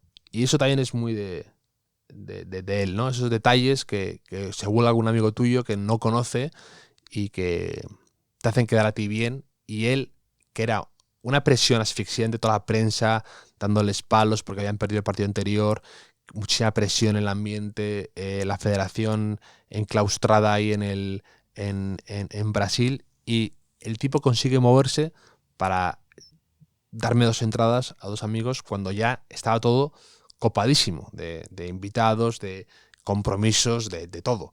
Y él me las consiguió. Y yo, evidentemente, no quedé como un desastre. quedé con un desastre con él, que es lo que pasa habitualmente, pero no con mis amigos. Salvaste las formas. Te han preguntado por películas, por libros, pero ya que tú juegas al fútbol, y aprovecho para preguntarte, ¿qué futbolista te hubiera gustado ser? Y no me vale que me respondas Xabi Alonso. Pues es que yo he jugado toda la vida de mediocentro y siempre he tenido mucha debilidad por ese tipo de jugadores que están en el medio, que distribuyen al equipo, que tienen visión, que a lo mejor además no son, como te puedo decir Xavi, te puedo decir Pirlo, te puedo decir Effenberg, o te puedo decir jugadores así que no eran tampoco un portento físico, pero que con la cabeza, con la estrategia, sabían mover todo el equipo y todo giraba en torno a ellos. Eso siempre me ha encantado. Me encanta, por ejemplo, Busquets del Barça, que me parece un jugadorazo. Su forma de siendo un alfeñique, que es Busquets, que es un tipo larguirucho, que con nada musculado, nada. El tío no pierde un balón, juega a primer toque, una facilidad tremenda. Eso siempre me ha encantado, ese tipo de jugadores. Te preguntan también por gente que te inspira, personas que te inspiran. La pregunta en concreto de V. Carral es: ¿quién inspira a Javier Aznar y por qué? Pues a mí lo que más me inspira siempre, de verdad, es la gente muy creativa.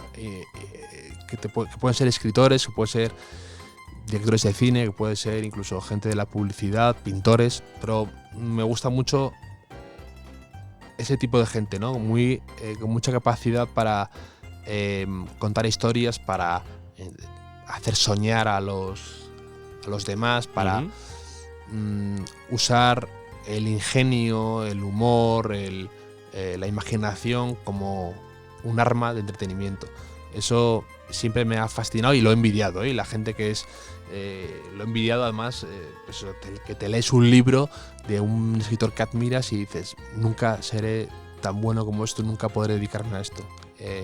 Luego se te pasa ese momento de bajón y lo disfrutas más, pero ese tipo de perfil de gente es lo que más me entusiasma. Te preguntan, por ejemplo, también 3 prendas que te guste ver en una mujer, o que te gusten ver en una mujer. Esto lo pregunta de su padre y de su madre, que tiene una tienda de ropa fantástica, como de segunda mano, que ella descubre joyas en el Rastro o en tiendas de segunda mano por ahí también, y tiene muy buen ojo. Y esta chica me gusta mucho todo lo que hace, y vende muchísimo a clientes de todo tipo. Y tiene muy buen gusto, la verdad. Y 3 prendas que me gusta ver en una mujer.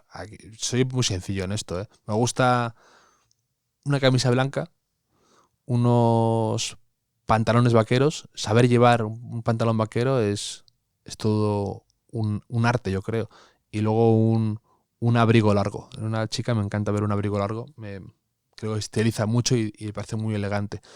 Esas 3 prendas son mis favoritas ver en una mujer. Otra cosa es que, pues eso, un vestido impresionante, unos zapatos, sí, pero esos 3 básicos, llevarlos con elegancia y tener ese magnetismo que a veces se despierta con esas cosas tan básicas, me encanta. Y ya que mencionabas tu obra, pregunta María: ¿has sabido algo nuevo de la chica que bailaba como Beyoncé?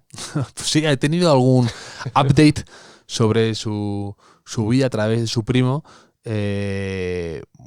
Mantengo las distancias porque con Holly nunca se sabe, pero sí que estoy un poco al tanto de su vida, y no nos seguimos en Instagram ni en LinkedIn, pero por ahí debe estar.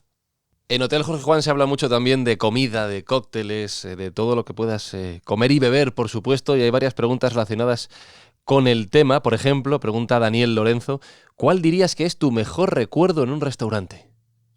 Pues ahí, fíjate, es curioso que muchas veces tienes recuerdos no por el restaurante en sí, sino, como decías tú antes, por la compañía, claro, o más bien por el momento, ¿no? A veces es lo que alguna vez he mencionado aquí, que tengo muy buenos recuerdos, fíjate, de mi universidad, de los desayunos después de un examen. Eso te unía muchísimo a tus compañeros y a tus amigos, esos momentos de compartir respuestas de tu examen, de miedos, dudas, me catearán, compartir esa especie de sobredosis de adrenalina que tienes al salir, me parecen maravillosos. O las cenas con un equipo de fútbol, con amigos en algún restaurante cutre.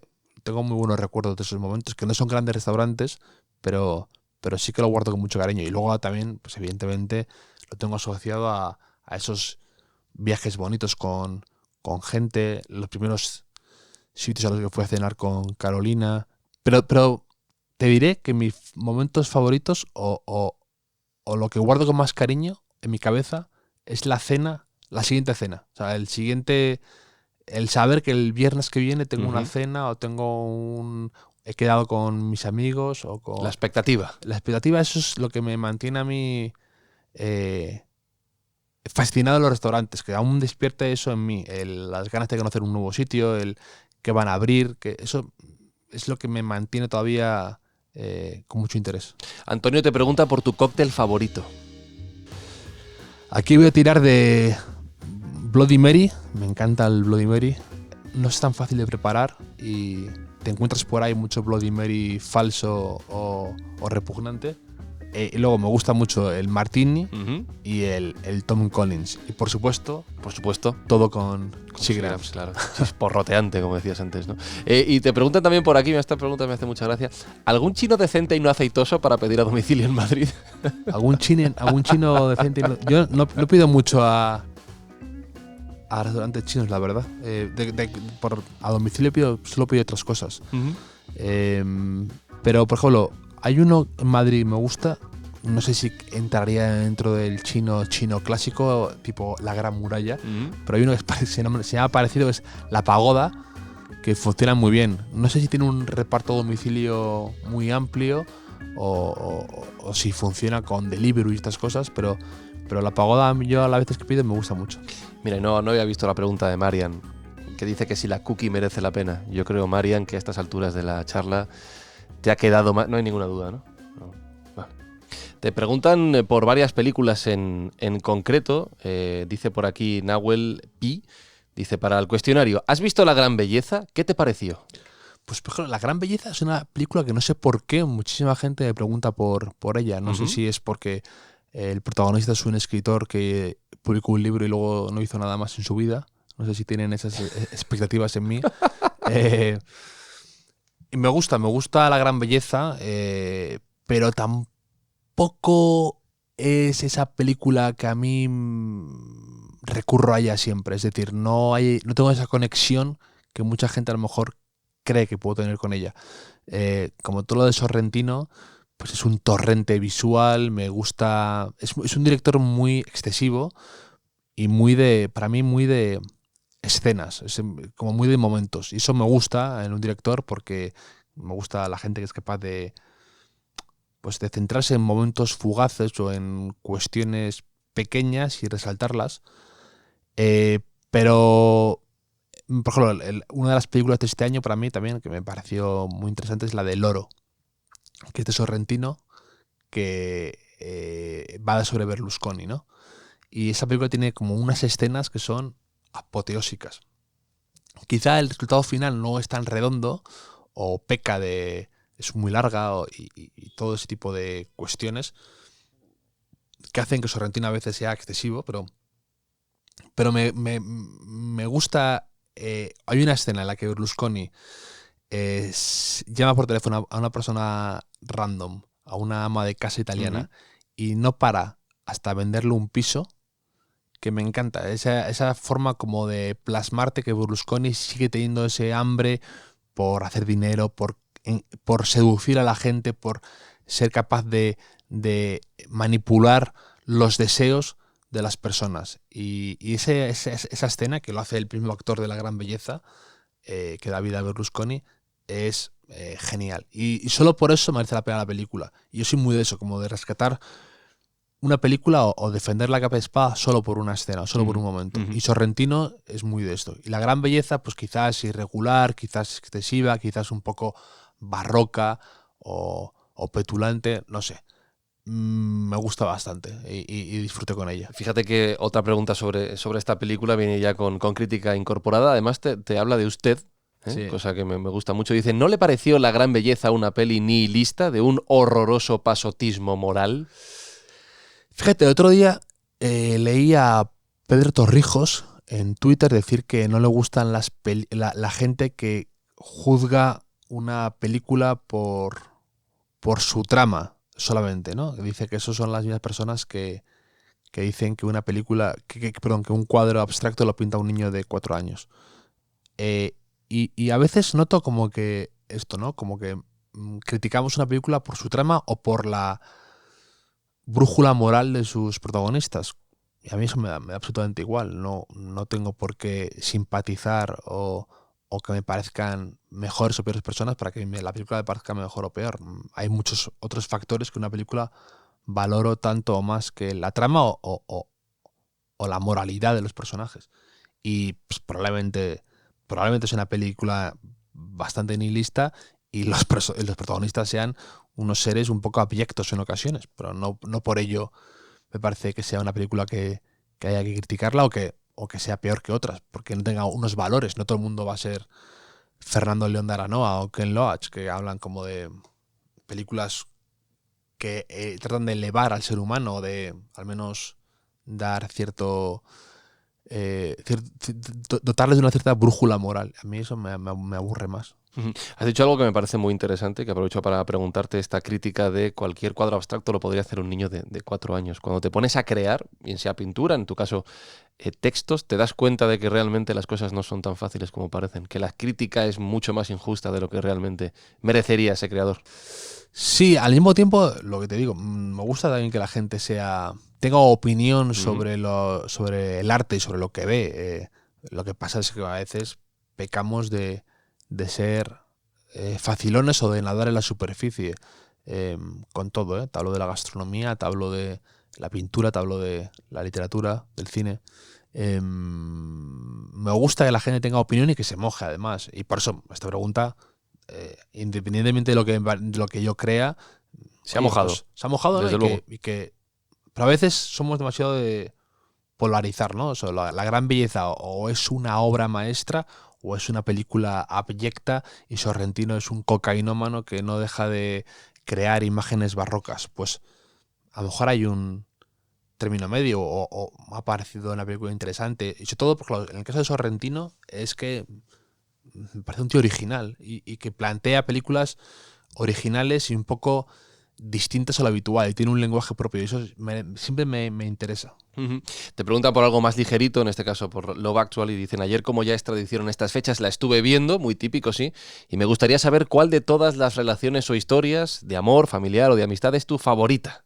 Bueno, pues tengo debilidad por el personaje de Colin Firth, para empezar porque es escritor, porque se ríe del mismo, él se considera un escritor muy malo de suspense, porque dice árbolos, me hace muchísima gracia esa escena cuando quiere empatizar con su asistenta portuguesa y empieza a hablar sobre lo que ve por la carretera y dice árbolos, como si fuera portugués, y porque le sienta fenomenal la ropa que lleva como un abrigo largo en un momento y un jersey como de cuello vuelto que digo, qué elegante, aquí va Colin Firth. Y tengo debilidad por esa historia. Luego hay alguna secundaria que siempre me emociona, la de Emma Thompson con Alan Rickman. Esa historia, que es como un poco va sobre la infidelidad y ese tipo del matrimonio y todo esto. Otros actores sería a lo mejor más de lo mismo que ya habíamos visto todos. Y en cambio con Emma Thompson le da una capa de humanidad y empatizas tanto con ella y te da tanta pena que siempre que la veo me emociona un poco. Y ya que hablamos de las típicas películas de Navidades y de fin de año, te preguntan cuál sería la primera canción que te gustara que sonase en 2020. Pues una de Carolina Durante, ya que vino aquí al podcast y hablo mucho con él, con Diego Ibáñez. Me encanta lo que hacen, me parecen como muy de mucho sentido del humor y mucha ironía en sus letras y me encantaría empezar el 2020 con una canción suya. Hay dos preguntas referidas al momento que estamos viviendo visto desde el futuro y desde el presente. La primera la hace 87JPR, dice, una reflexión sobre nuestra generación. 87JPR, suena como a robot. Sí, suena... sí, viene del futuro para hacerte esta pregunta. Una reflexión sobre nuestra generación. ¿Crees que nos sobran quejas y nos falta hambre? Bastante. O sea, ¿Sí? yo creo que hambre no sé si nos falta. Lo que nos falta a veces es paciencia. Y a mí el primero. Queremos crecer muy rápido, nos movemos a veces demasiado, no sabemos... hay un libro que ha salido ahora en Estados Unidos que me parece interesante, que habla de stillness, ¿no? Como de quedarse quieto, que a veces es algo que infravaloramos, y a mí me ha traído a veces alegrías el aguantar, cuando crees que quedarte un poco más y no ser tan inquietos, y es difícil porque a veces se puede confundir con el conformismo, pero aguantar, el nadar en la oscuridad, el tener paciencia, en cualquier aspecto creativo que sea, en lo que yo pienso ahora, me ha dado muchas alegrías el tener un poco de paciencia, el esperar. Hay una película que me encanta de Robert De Niro, se llama El Cazador, que él dice que cuando va a cazar no le gusta solo dispara una vez, pero tiene que acertar. Entonces esto es igual. Cuando a mí me surgían cuestiones con editoriales para mi primer libro, con ofertas para moverme de revistas, para cuestiones así, es mejor a veces no querer probar todo, no querer moverte por una cuestión solamente económica. A veces genera muchas trampas. Moverte solo por aspectos económicos, que es tentador, que es llamativo, pero eso a veces provoca más infelicidad que otra cosa. Y más que hambre, lo que diría es eso, nos falta paciencia. A veces creemos que nos deben muchas cosas y pues bueno, no sé si nos la deben o no, pero que no a veces el mundo no lo quiere pagar, eso es evidente, y hay que aguantar, tener paciencia, esperar a tu oportunidad. Y hablando de gente que viene del futuro, como 87JPR, me gusta este nick, Dadweiser. Dadweiser pregunta, en 50 años, imaginemos que se estudia a los millennials como si fueran la generación del 27, ¿vale? Esto es algo difícil de asumir para muchos, pero aceptémoslo, ¿vale? Sí. Se acepta la calidad. ¿A qué escritores metemos? Estoy dando ya el marchamo de generación del 27 a otros autores, pero, por ejemplo... Es que bueno, para empezar, con lo de millennial, la barrera es un poco amplia, ¿no? Porque yo creo que soy millennial también, por una cuestión biológica. Y bueno, hay mucha diferencia con otros millennials en cuestiones vitales.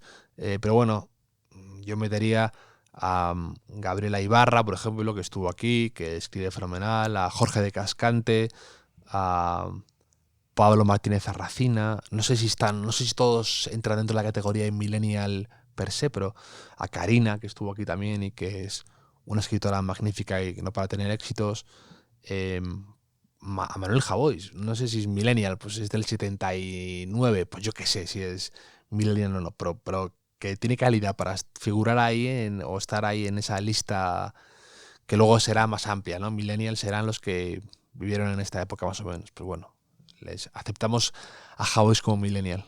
Me gusta la pregunta de Albatrosh. Dice, ¿cuál es tu perfume de diario y cuál es el de las grandes ocasiones? Sinceramente, no distingo entre una cosa y otra. Yo uso la colonia cuando la tengo. O sea, cuando me gusta una colonia la uso todos los días. Me da igual para ir a comprarme un café y volver que para una cena de smoking en el Teatro Real. No distingo. Ahora estoy usando mucho una colonia que me encanta, que me compré en Milán, que se llama Rare, de la marca La Manufacture, y me encanta. Y luego hay otra también que me recomendó, que leí que recomendaba André Aciman, que es el escritor de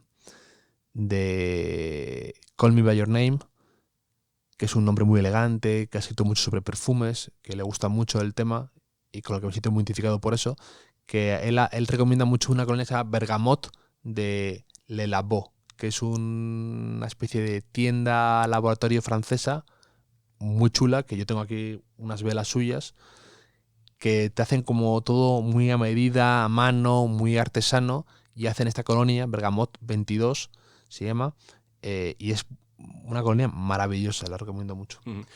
Me llama la atención, bueno, no es pregunta, es el mensaje que ha mandado Fanebat, que solo es un emoji, el emoji de la carita así como chulesca, ¿no? Como levantando la cejita. Sí, solo dice eso. Solo eso, dice qué eso. misterioso. Entonces no sé si te quiere preguntar algo, pero que ya aprovecho yo. ¿Qué opinas del emoji? ¿El emoji es bien o es mal en este momento de nuestra...? Yo te digo, los emojis... No usas mucho emoji. Solo uso el de la copita de Martini para el podcast, que Ajá. me siento muy identificado con ella y me parece muy elegante. Sí me ha parecido preciosa la copa del Martini, esa especie de Y Sí. muy elegante, muy sutil, me encanta ver la silueta de esa copa. Pero no soy nada de emojis y de hecho es que el problema es que ya a veces, de verdad, tengo una compañera en Vanity Fair que es insultantemente joven, entonces con la que nos mandamos cosas de trabajo y ella me manda un montón de cosas con emojis y realmente no entiendo lo que me dice. No sé lo que me quiere. O sea, normalmente el emoji yo lo entiendo como para potenciar tu mensaje. Sí, no, voy yo de también broma, pensaba, claro, pero... también pensaba, o recemos para que todo salga Sí, bien y y ponen con las las dos manitas, manos esas plegadas, que aparte realmente es un high five eso. Sí, Es un la choque de gran manos. mentira de los emojis. O sea, pero la gente piensa que es como de plegaria y es un choque a las 5. Claro, sí. O sea, es fake, la gente Sí. lo usa mal, usa los emojis. Lo que pasa es que ya esto es como la RAE. Si Sí, la sí, gente sí, lo sí. usa como aplauso Sí, o como rezar, tiene que ser eso. Efectivamente. ¿Eh? Es muy versátil ese emoji. No, pero cuando ya la gente solo me manda eso, una carita o me pone las manos pintándose las uñas. ¿Eso qué quiere decir? Eso no significa nada. No, es una mano pintándose. No entiendo. La flamenca. Si no me das un contexto, no lo entiendo. Ajá. La flamenca para mí es el emoji más fácil de entender. Pero hay algunos que, sobre todo con las caras, que no sé yo si es que me he hecho mayor y muchas veces, no sé, me desconcierta tanto emoji. Y no me gusta demasiado el abuso de los emojis. Pues, llámame boomer, pero... Ok, boomer, pero... Ok, boomer. Es verdad que creo que a veces perdemos, ¿no?, la capacidad de mostrar la emoción o lo que queremos decir con palabras y creo que esto va degenerando. Es decir, parece mentira, pero que vayamos dejando las llamadas, vayamos dejando ya los mensajes con palabras y ya todo lo digamos con emojis y todos los políticos ahora, todo con un emoji al lado, como si fuéramos niños pequeños que no saben lo que quieren decir. Pues oye, usa las palabras para que la gente sepa si usas ironía o emoción, pero no acompañes todo ilustrado como si fuéramos niños de 8 años. No sé, no me gustan los emojis demasiado. Tengo una relación amor-odio con ellas. Más de odio. Ya que hablamos de estas tecnologías del siglo XXI, aprovecho para preguntarte, tú que te mueves en redes sociales, ¿para qué sirve el FAB de Twitter? Al margen de para cortar conversaciones. Sí. Que es terrible. No, pero hay veces que es como un aplauso. Yo lo uso así, ¿no? Cuando alguien hace un comentario ingenioso que a lo mejor no le doy retweet porque está fuera de contexto o es un poco raro hacer ese retweet, me gusta como... Te he leído y me saca una risa, una carcajada y aplaudo tu ingenio, o aplaudo esta referencia, o aplaudo esa foto que has subido de cine, o aplaudo eso. Es como yo me pongo en pie y aplaudo estoy de acuerdo con esta reflexión que acabas de hacer, que a lo mejor, pues eso, es una cuestión que no viene a cuento hacer un retweet, pero el FAB le da ese guiño codazo. Y sin embargo, hace poco dijiste en este podcast que es difícil conseguir tus corazones en internet. Es que no me gusta eso, abusar del FAB como en vez del retweet a veces, ¿no? Que me parece como un poco que no estés premiándole del todo a esa persona. Dices, si te gusta, dale un retweet o dale a conocer.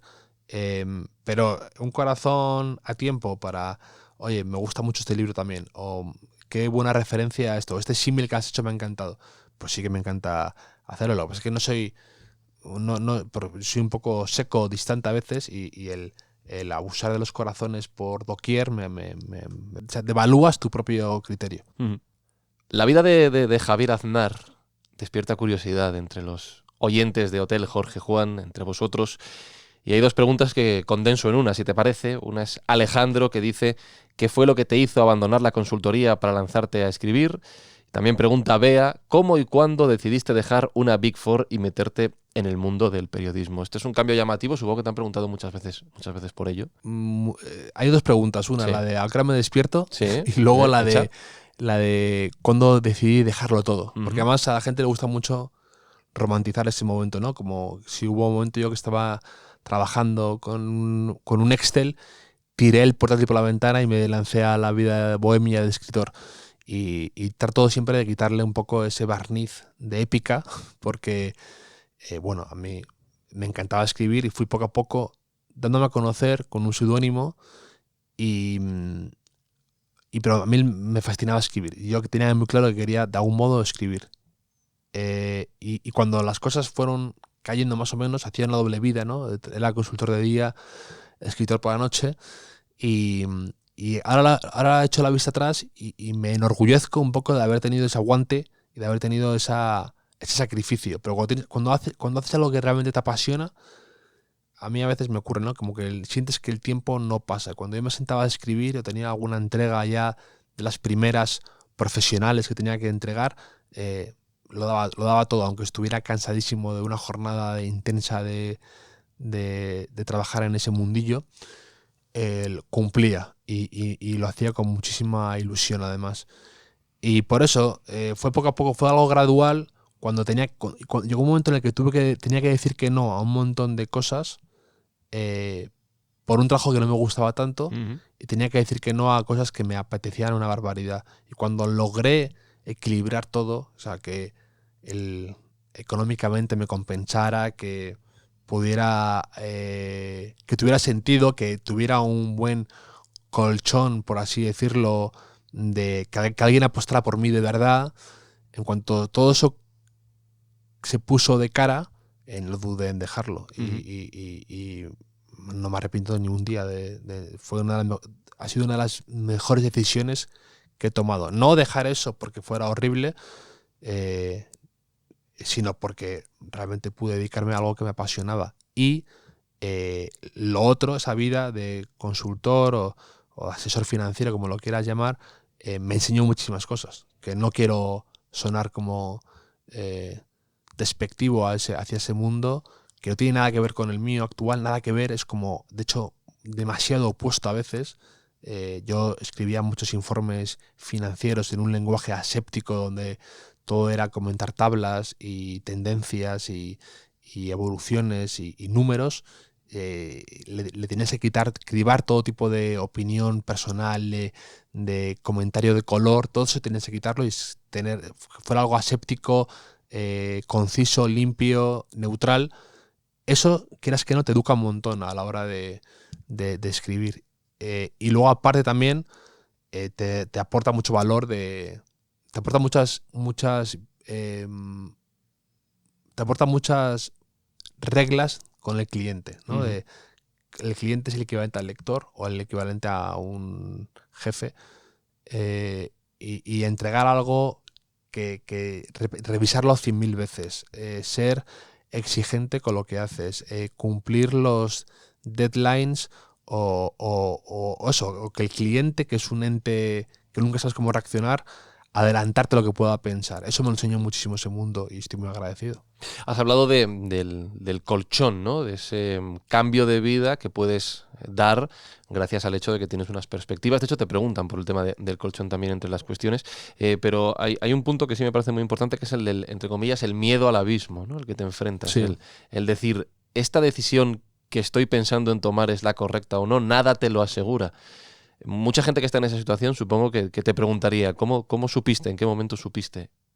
Ya no tengo miedo. Mucha gente, de hecho, se paraliza mucho ante esa situación, y tengo muchísima gente que me escribe casi, te diría que a diario, que está descontenta en su trabajo actual y le gustaría dar un cambio, pero no se atreve. Porque es verdad que la nómina, todos los meses entrando, claro, te da una seguridad y aparte también entras en un circuito un poco del que es difícil salir. Si tienes que trabajar muchas horas en un trabajo, no te permite estar tan activo en el mundo laboral o ir a tantas entrevistas o moverte tanto. Entonces al final es un poco un círculo vicioso del que es difícil salir.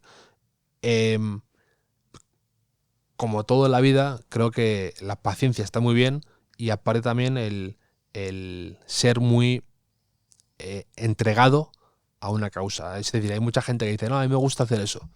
¿Te gusta realmente? O sea, ¿te gusta realmente de sacrificar tiempo libre, de llevar una vida peor por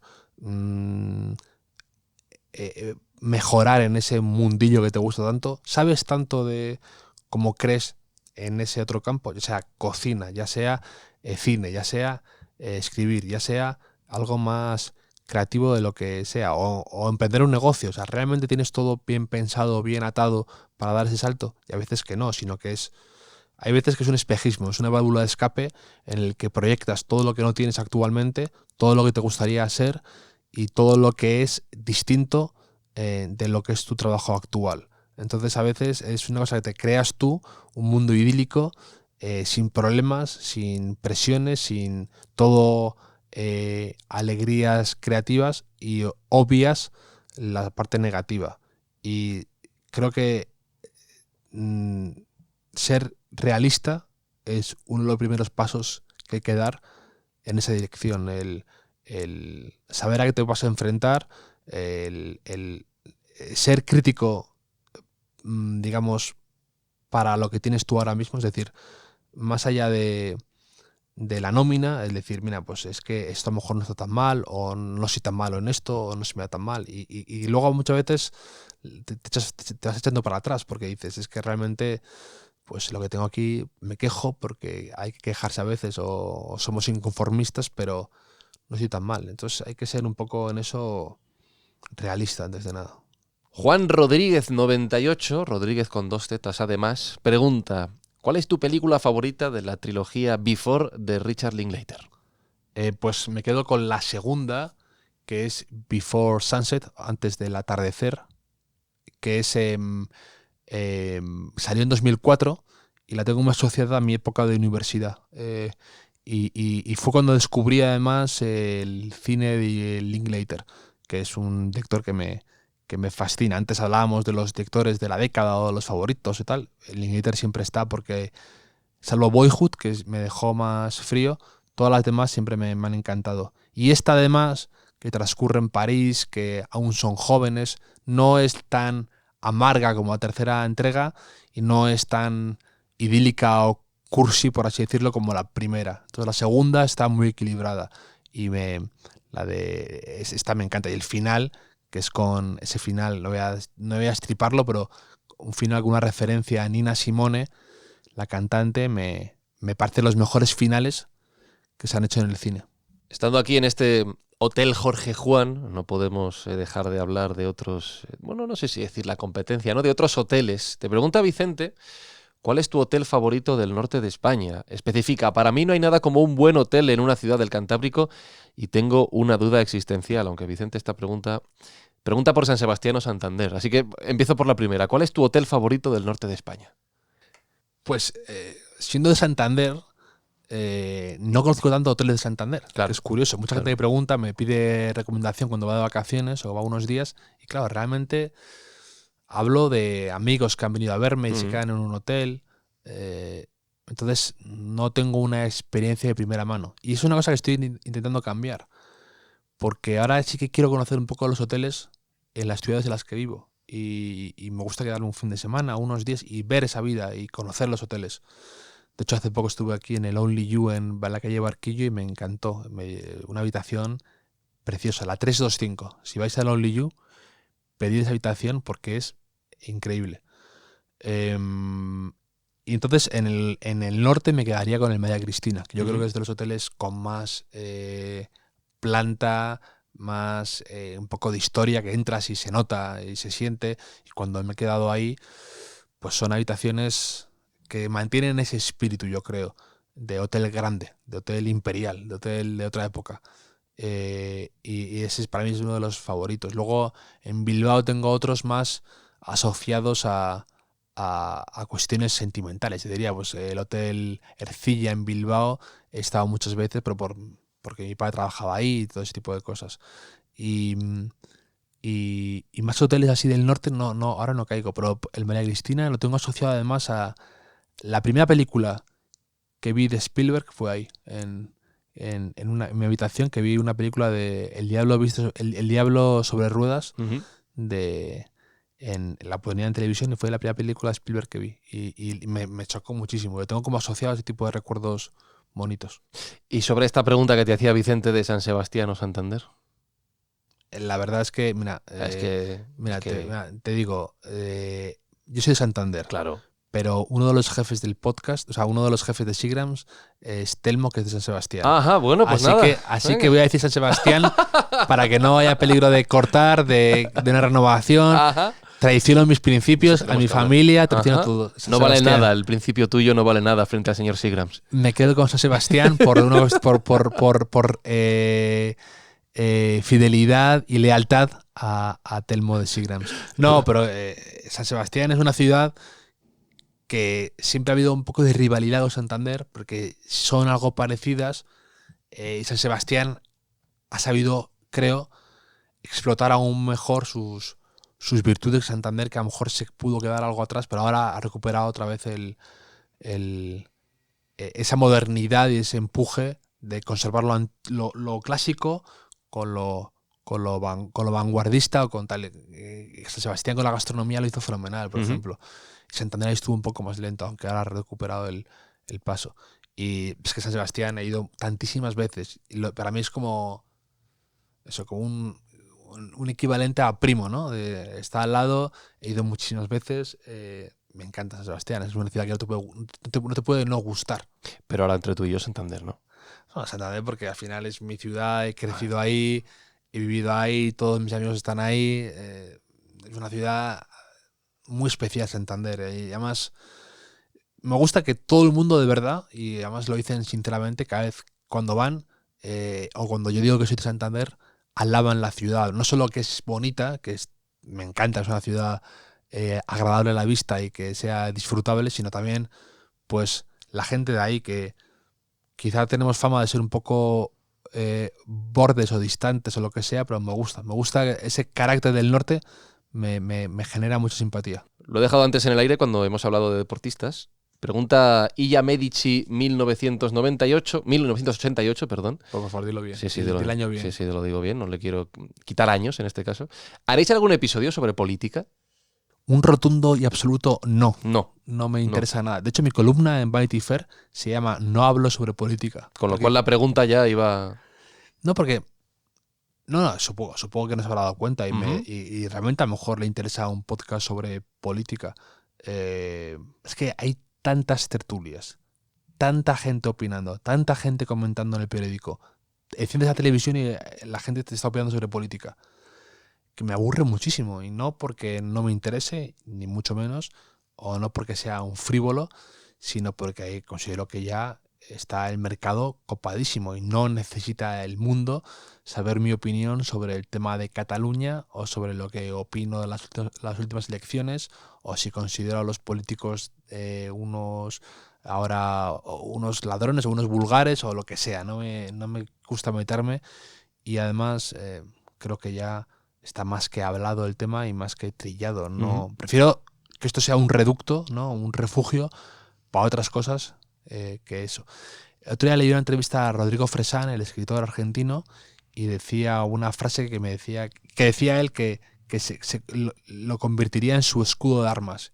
Era la frase es: hablemos de lo que nos gusta.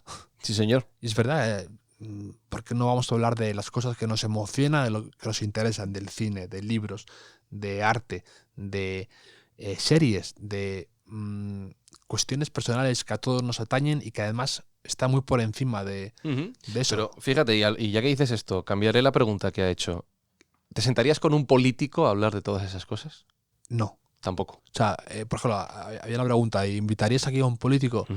Y tengo amigos que se dedican a la política, me llevo bien con algunos, pero no me gusta su faceta política. Eso sí que es vender sus libros. Vienen aquí y te explican por qué lo que ellos creen, en el fondo, es mejor que los del resto. Hablaría con algún político si el tema político no se tocara en ningún momento, bajo ninguna circunstancia, pero no deja de ser, de fondo, que todo se leería con intenciones de ese tipo, ¿no? Si que te quiere colar a un director porque es afín a sus ideas o no, o un libro o no.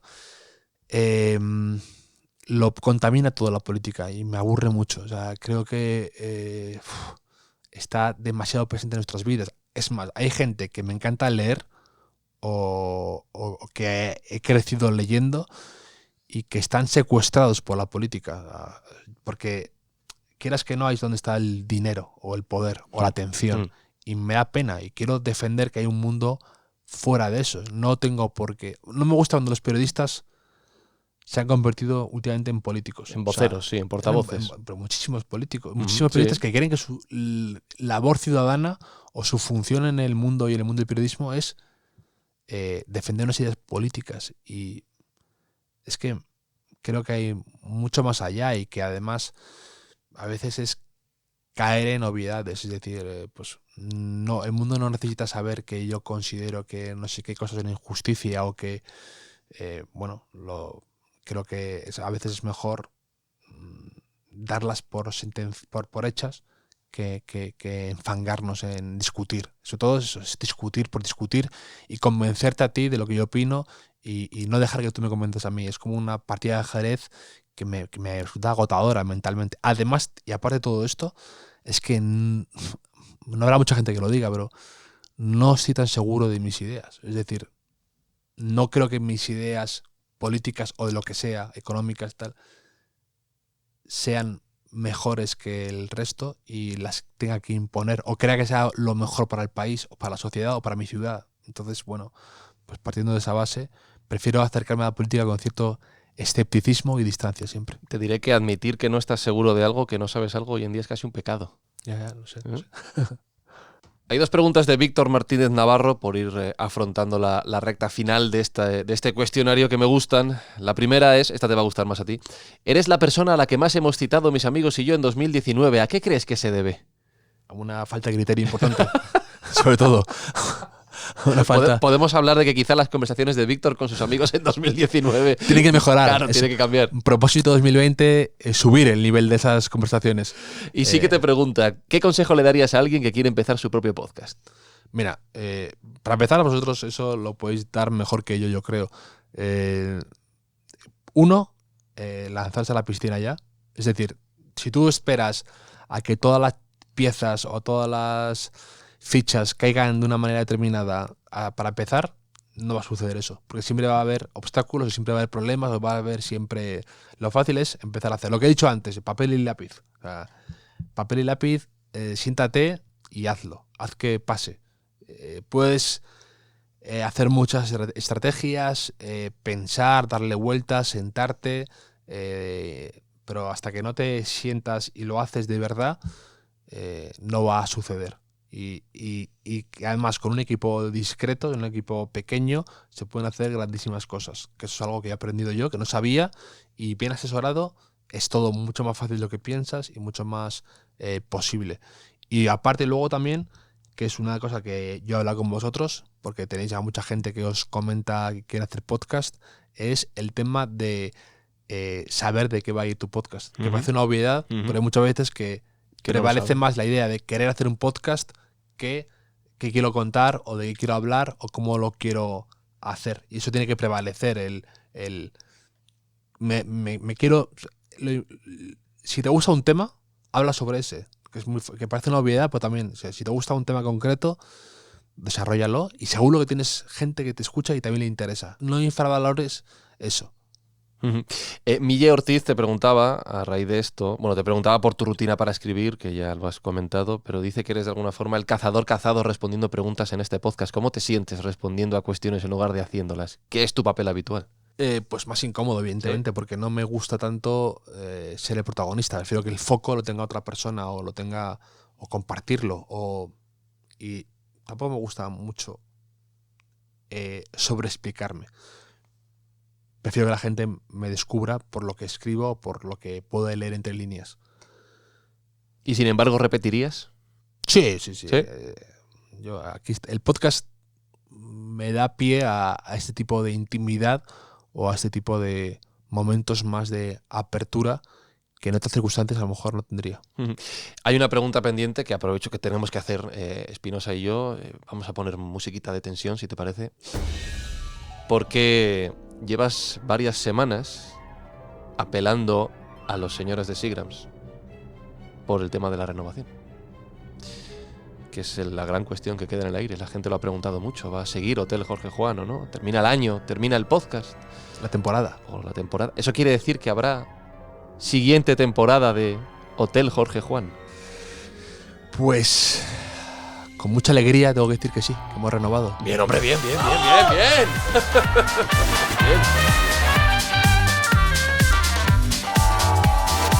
Hemos renovado.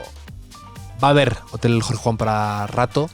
Además, la confianza de Seagrams ha sido bastante total y absoluta, y vamos a meter mejoras, nuevos detalles, nuevas cuestiones. Vamos a ampliar habitaciones, salas. Ajá. Vamos a meter dinero. Va a haber vamos reforma pintar, va a haber aquí. reforma. Va a haber reforma no profunda, porque Sí. creo que ya están los cimientos. Va a haber piscina en el hotel. Es para que Está venga bien aquí eso, Anabel está- Vázquez está a darse bien. un chapuzón. Muy bien. Y quien quiera. Vamos aquí a meter inversión y va a haber nuevas mejoras y nuevas sorpresas. Estoy seguro de que lo celebrarán los oyentes de Hotel Jorge Juan. Seguro que sí, no tengo ninguna duda. Se lo agradecemos también a los señores Seagrams. Ahora nos tomaremos una a su salud, ¿no? Una o varias. Una o varias, un Seagrams tónica.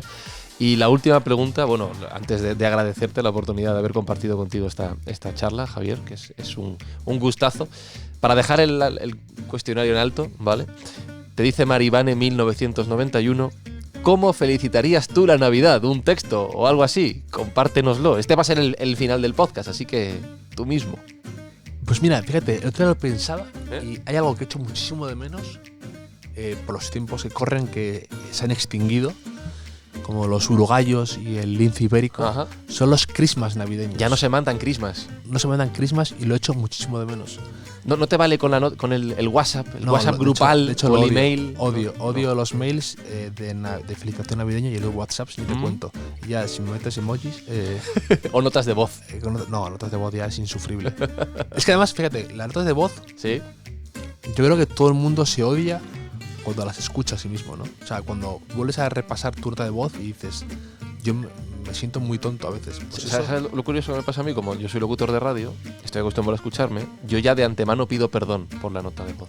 claro. Estoy acostumbrado, lo siento. Pero a mí, por ejemplo, esa sensación que a veces dices, joder, qué mal me he explicado, qué mal he contado esto. Una nota de voz de WhatsApp de 30 segundos es lo que me pasa a mí en el podcast durante una hora. Cuando luego todo volverme a escuchar, dices, ¿por qué dijiste esto así? ¿Por qué lo contaste así? ¿Por qué usaste esta palabra feísima? ¿Por qué dijiste esto? Pero bueno. Volviendo a los Christmas. Los Christmas. Yo me acuerdo de pequeño, en mi casa de Santander, a mis padres les mandaban siempre un montón de Christmas y tenían una mesita solo de Christmas. Me encantaba ir y ver el Christmas como qué elegía cada uno de foto, ¿no? O un cuadro. Estaba como el minimalista, el barroco, el que luego por dentro se explayaba, el que solo ponía cosas muy sencillas. Y veías como la personalidad a través de esos Christmas de cada uno. Y sí que me parecían muy bonitos cómo estaban hechos, el papel que usaban, era un pequeño, era algo muy artístico y las mandaban con mucha antelación y me gustaba porque era como que se venía la Navidad poco a poco y luego hasta que ya la veías repleta y luego ver Christmas antiguos y cómo evolucionaban. Y he hecho de menos eso y siempre me he planteado mandar el Christmas a hacerlo, pero siempre me acaba pillando el toro. A lo mejor el año que viene hacemos un Hotel Jorge Juan para mandarlo a oyentes, pero echo de menos eso, echo de menos el Christmas. Entonces, si ahora mismo tuvieras que firmar un Christmas para los oyentes de Hotel Jorge Juan, de puño y letra en este momento, María quería saber cómo felicitarías tú la Navidad. Nah, lo que diría es lo de menos. Pues Bueno, pues entonces cambio la pregunta. ¿Qué Christmas elegirías para no, pues elegiría a lo mejor una ilustración de los que nos han hecho del hotel o lo que tenemos aquí del el marquí, que se llama, ¿no? Como lo que tenemos, que nos hicieron los de Seagrams del Hotel Jorge Juan, ese sería como algo así como la fachada con el cartel de Hotel Jorge Juan, presentado por Javier Aznar, así en grande. Sí, grande, ¿no? Eso habla mucho de la personalidad, efectivamente. Pues eso me gusta todo lo que tiene que ver con lo de los hoteles y con la papelería de los hoteles, me encanta. Todo eso, los detalles de los hoteles me gustan mucho. Y mezclarlo me encantaría. Bueno, pues llegamos al final, Javier, lo dicho, un placer, un gustazo haber compartido esta charla contigo. Me hace gracia presentar y despedir un podcast que no es mío, que es tuyo. Es de todos, es de los oyentes, es de... Sí, pero el nombre grande es tuyo, lo pone ahí, Javier Aznar. Ah, no te olvides de eso, no te olvides de eso. Supuesto. No te olvides nunca de quién manda aquí, con puño de hierro. Pues a pesar de ello, gracias, Javier. Nada, un placer.